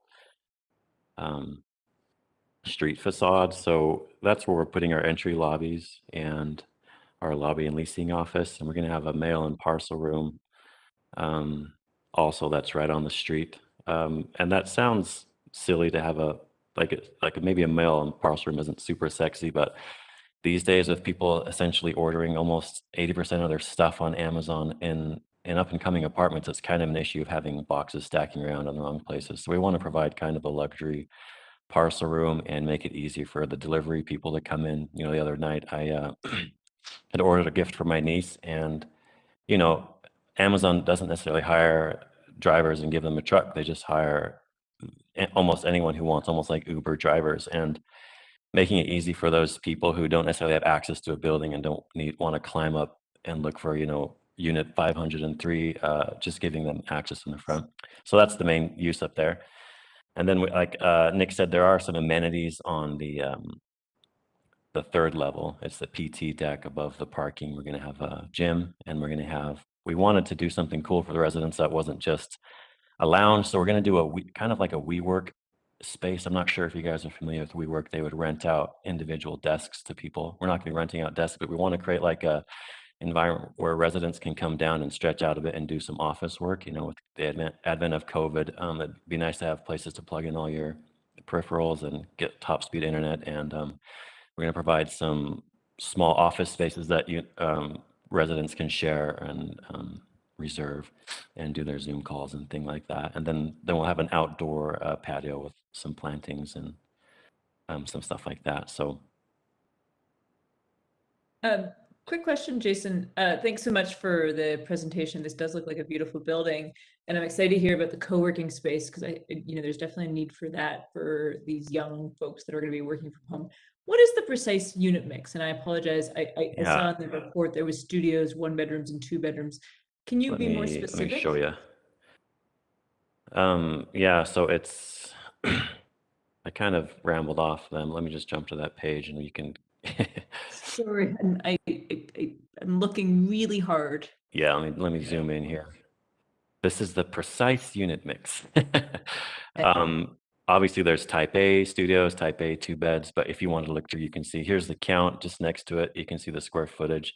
Essentially, we've got 20 studios. We have about 64 1 bedrooms, and we've got about 16 2 beds and 2 3 beds. Thank you. Yep. Okay, any other questions for the applicant? All right, with that, we will move to open the public hearing. I don't show anybody with their hands up, but did we get any written comments? We do not have any written comments for this item.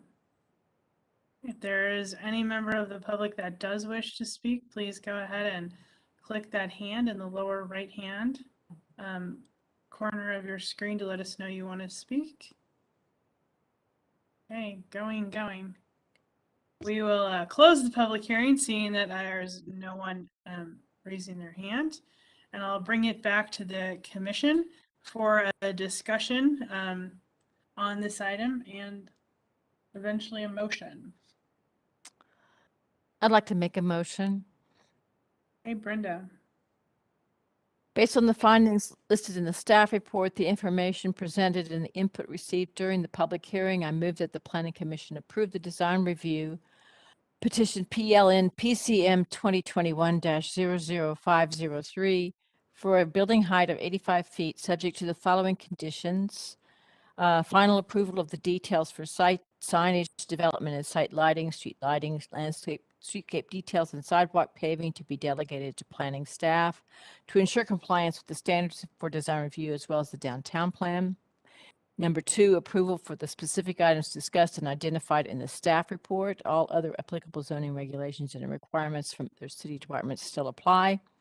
And number 3, the involved lots shall be consolidated through the lot consolidation process as per chapter 20.32 of the subdivisions and condominiums ordinance. Do I'll I have a second. All right, I I'll have second. a motion from Brenda and a second from Mike. So any discussion to the motion? All right, let's go ahead and take the vote. Adrian, Yes. Andra, Abstain? Andreas, I will vote yes. thank you. Sarah, Yes. Maureen, Yes. Mike, Yes. and Brenda. Yes. Okay, I have 6 yes votes and 1 abstain. The motion passes, and good luck to you on the June project. Moving on to agenda item number 9. I'm losing the ability to count, but we'll forge on. Bar establishment, maybe I'm losing the ability to read too. Bar establishment conditional use at approximately 1508 South, 1500 East, case number PLN PCM 2021-00682, and the planner is Amy. Great, thank you, Madam Chair. This is a conditional use request for a bar establishment at approximately 1508 South, 1500 East. The applicant is Scott Evans. He's the tenant leasing the property. He intends to use the space for a wine bar and workspace. The property is located in the neighborhood commercial zoning district, which requires a conditional use approval for a bar establishment, 2,500, square feet or less than floor area. This project is before the Planning Commission because this type of request requires approval from the Planning Commission for this type of conditional use. Planning staff is recommending approval of the project. The project is located within the 15th and 15th Neighborhood Business District within an existing building. The proposed project includes 1,397 square feet of interior space and 189 square feet of exterior patio space in front of the building. The site includes a total of 6 on-site parking spaces, and the projected hours of operation are from 5 p.m. to 12 a.m. 7 days a week. The business anticipates having 3 employees during peak hours, and the proposed bar has a total of approximately 47 seats. 30 of those are interior seats and 17 seats on the outdoor patio. This shows an existing photo of the building on the left outlined in the red square, and then this rendering provided by the applicant showing the lease space as viewed from 1500 East looking west. These are some photos of the surrounding development. Neighboring uses include restaurant uses, bakery, bookstore, art gallery. The photo on the bottom right-hand corner shows the adjacent residential uses to the west. Those are separated by an alley and mature vegetation. More photos of the surrounding area. And staff has reviewed the project for compliance with the standards for conditional use. Staff's analysis and findings are located in attachment F of the staff report. Additionally, staff has reviewed the East Bench Master Plan and Plan Salt Lake and finds the proposed uses supported by those adopted plans. Those supporting goals and policy statements are found in attachment D of the staff report. And again, staff is recommending approval with conditions. One condition that they record the security and operations plan at the county reporter's office.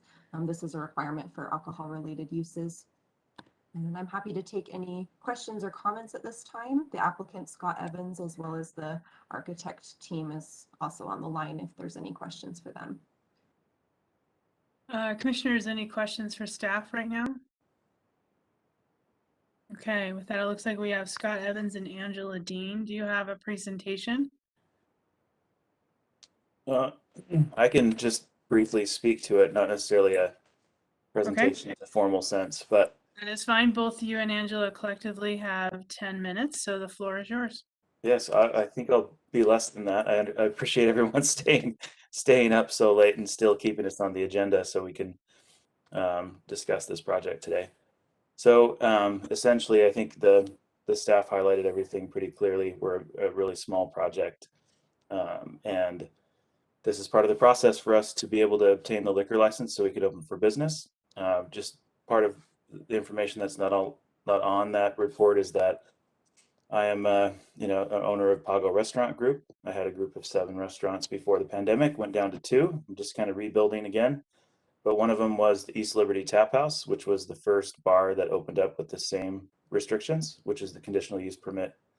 And working with the neighbors in the community and parking and kind of going through this process as well. So I understand the process, and I live in 15th and 15th and own a business across the street, Finca Restaurant, and I currently own Pago on 9th and 9th and Pago on Main Street. And I think we're gonna, continue to be an active part of the community and add value. And it's just a neighborhood walking place that people can do work in the daytime in the back and enjoy adult beverages in the front. And it's really a teeny space. The average seating in the front is actually 20 seats. There's the 10-seat flex that will be used for office conference in the daytime and then additional like events and stuff that we have in the front. So it's really just a small project. We want to be a part of the community that I live in 2 blocks away and have a business across the street, and want to have a minimum impact and keep my friends and neighbors and colleagues all happy in the 15th district. Okay, is that it? That's it, unless you guys want me to keep going. No, thank you. Commissioners, do you have any questions for the applicant at this time? Okay, with that, we will open the public hearing. If you are attending and wish to speak on this item, please raise your hand. I don't see any at the moment. And we'll check in. Amy, any written comments that need to be read? Yeah, so we did actually get 2 public comments into the zoning or into the planning comments email related to this item. Okay. So I will read those at this time. This is from John and Tanya Little. Just a short note of support for conditional use PLN PCM 2021-00682 bar establishment at 1508 South 1500 East. We've lived in the 15th and 15th block since 2003 and appreciate how the community gathering space brings our neighborhood together. Our experience with the applicant's Finca restaurant has all been positive, supporting the character of this area. We'd ask that the Planning Commission support the application. Thank you. And the next one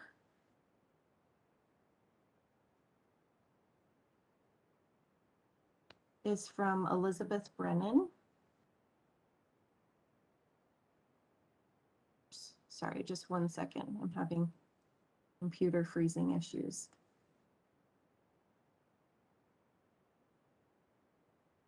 Amy, I can read it for you if you need me to. Yeah, please do. For some reason, it's like somebody's taken over my computer. This was Elizabeth Brennan's, right? Yes. Okay. Hi, I would like to submit my comment on this matter as a community member of the 15th to 15th neighborhood. My name is Elizabeth Brennan. I was born and raised in Sugar House and recently moved to the 15th to 15th neighborhood as a working professional in my 30s. I'm in full support of Scott Evans opening a bar and restaurant concept in this area. I trust in him and his team to deliver a neighborhood-friendly experience to the community, one that will be considerate and open to its surrounding neighbors. Given the rapid development and growth of our city, I believe there's an increased need now more than ever for local businesses and neighborhoods that are walkable and provide community members a place to congregate and socialize over food and drinks. This improves quality of life for residents, as well as maintaining neighborhood integrity and charm. With the addition of the new bar and restaurant concept on 1508 South 15th East. The look and feel of the street will improve, as well as the culture and cohesiveness of the community. Thank you. Okay, thank you.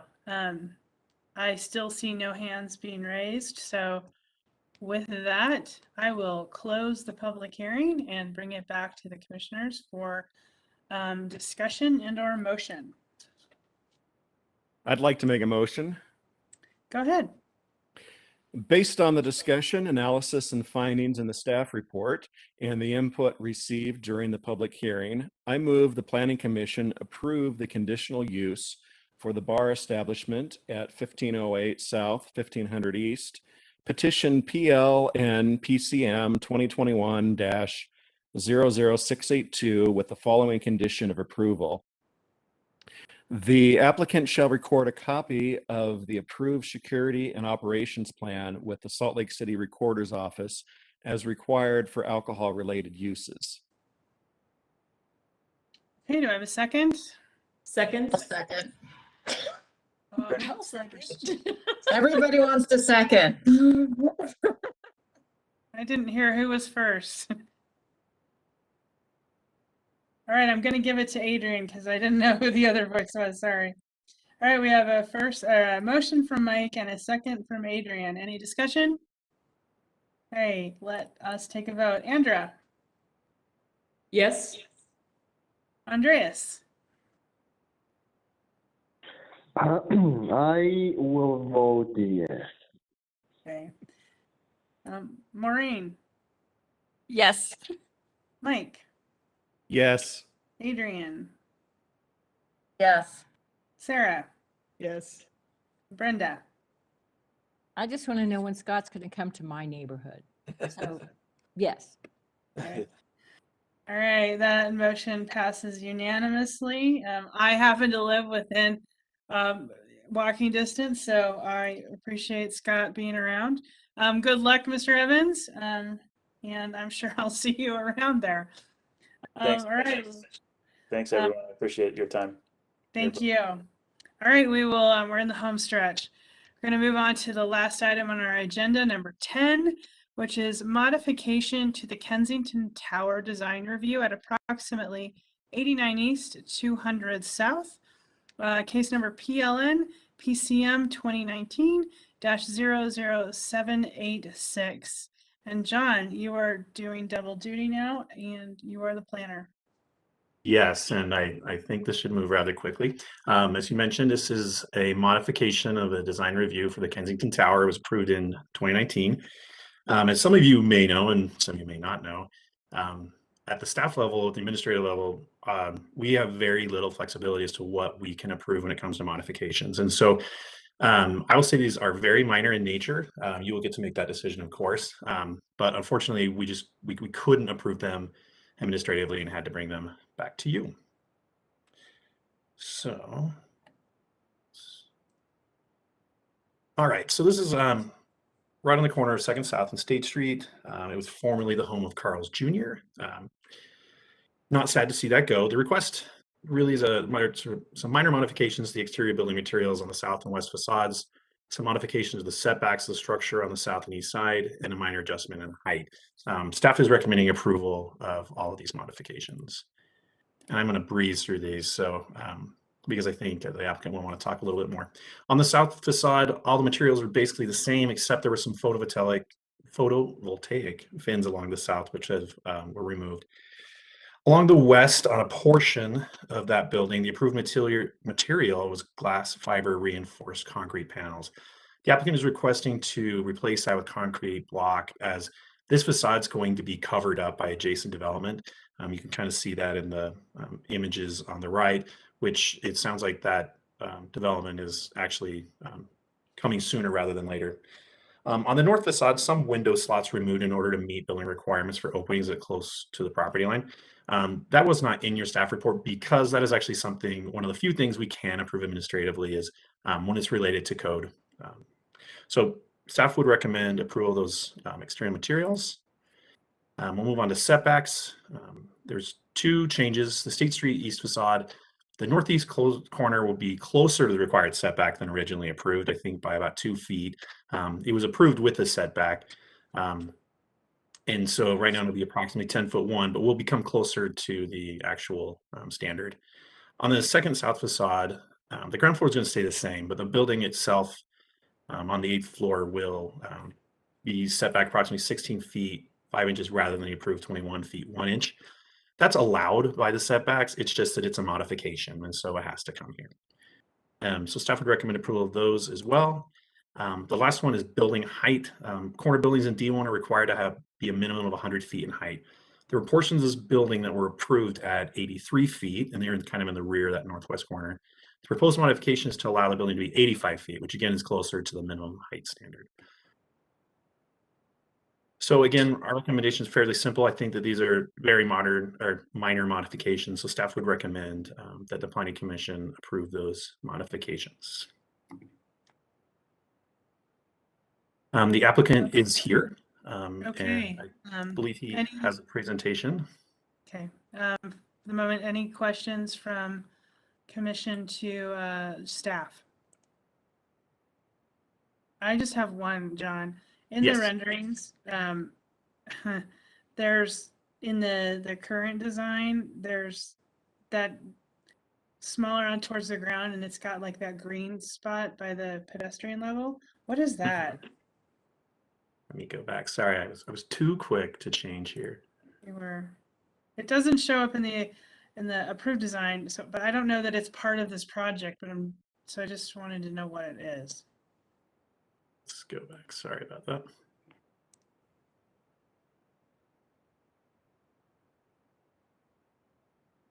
Which one was it? Sorry. Go back again. Keep going. So you can is see it there. Is it this green here that you're seeing? I don't see your Oh, yes, sorry. that's it. I do On the see bottom? it. That's Yeah, it. What is that?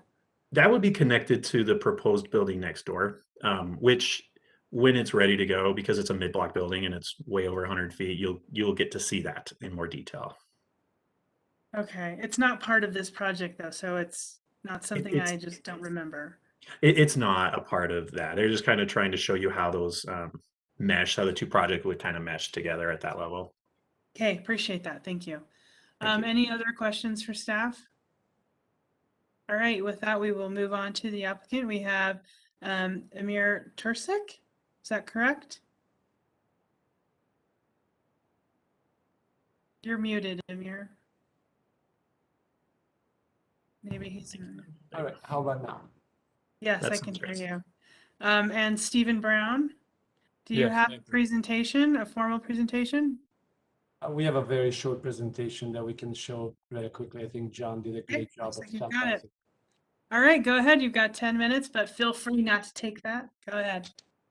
Thank you. As John mentioned, we were in front of you more than 2 years ago, and as you can imagine, between the pandemic, construction cost escalation, and quite frankly, engineering and design challenges, we had to make subtle modifications between concept design and construction documents. We actually submitted our building permit this summer, and that will be contingent, obviously, on your approval of some of these minor modifications. This is the current rendering of the project and its location. It kind of gives you a sense of scale, its context. I think John summarized very well. I know there is perhaps confusing that we had to pursue a building height increase and a building height reduction. And this is the list of the modifications that we're going to show you today or tonight. The building height reduction is really applicable to this part back here because by current ordinance, each component of the building has to be a minimum of 100 feet, and we're at about 85 feet right here, which when it was approved at the concept design level was 83 feet. These are the drawings that were submitted to the building department for building permit, and you can see depending where we're really measuring, if we're measuring from second south, which is the primary facade, we're at 85 feet. If we're measuring from the average grade along the west elevation, we're at 81 feet. The approval wasn't very specific where that was measured from. But point being, we're probably going more towards 100 feet, which is what the minimum requirement is. And it was primarily driven by the need to accommodate accessible parking as well as trash pickup in our loading dock area. On the south modification, there are really two changes. And John, I apologize, I believe I forgot to list one of them. One is the removal of the photovoltaics. We had every intention of incorporating those into the project, but unfortunately, between the initial cost, the impact that has on the curtain wall itself, in terms of its strength and attachments, as well as limited shelf life, if you want, the project made a decision to remove those from the south facade. The only other, I may have missed that, slight modification was the change of material at the ground level. I apologize, I thought I had a better rendering here, but I could pull it up if I can find it. Was changing the signage band from stone to a metal panel. And that signage band stretches basically along State Street and Second South as well, but it's a very small portion of that facade, if you want. Majority of it, as you can see, it's glass. Moving on to the west facade modification, and I just want to clarify, apologies if that wasn't clear. We were lucky enough to be designing both of these buildings, and our intent is really to coordinate the elevations of these two podiums. But what we really wanted to demonstrate is that originally we were proposing to take the GFRC and wrap it up quite a ways along the west facade, but now that we understand that there's an upcoming development, that probably doesn't make too much sense. So we're proposing to reduce the amount of GFRC that we're returning on that west elevation and increasing the amount of CMU of that parking structure. One other element that has been deleted from the project scope is the pool canopy that you see right here. That's now no longer there. That was primarily for financial reasons, as well as some difficulties with health department approvals, providing a place for birds to land right above the pool. Moving on to the north facade modification, as John alluded to this, and I apologize, John, I probably should be referred to you as a planner, I understand. We had to reduce the amount of glazing to be compliant with code. And you can see kind of what those current renderings look like. So we have lost that glass lot on the north facade, but we have maintained the windows into those corner units, that facade. The setback reduction was pretty minor. These are the plans from the approval from 2019. The major difference is really here in the service area. You can see that we had quite a large setback back here that's now quite a bit smaller, and that's primarily driven by all the requirements for recycling and trash pickup, as well as the size of the trucks that need to get in there, and now they sized for the number of units we have. So there's some minimal changes in the setback exceptions, but we're talking inches, not feet. This is the most significant one. And the same actually applies at level 8. You can see that we had to pursue a setback exception here as well.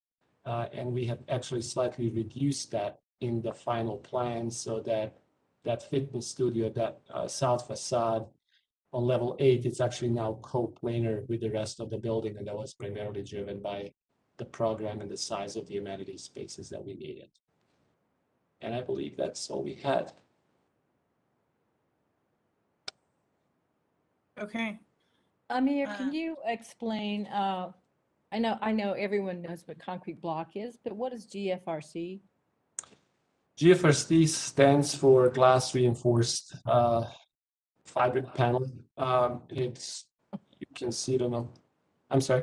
Fiber cement? Fiber cement. Yeah, okay. Yes. And it's for these type of buildings, it's pretty common to panelize the building if you want, so that it can be constructed and erected easier. GFRC is one of the ways. Another one would have been precast concrete, but we elected to use GFRC panels. Sorry if I assume that everybody knows what that is. That's all right. Thank you. Any other questions for the applicant? Okay, we will move on to the public hearing. I don't see any hands raised. Any written comments received? Nope, no written comments. Okay. Going. All right, with that, I will close the public hearing and bring it back to the commission for a discussion and or a motion. I can make a motion.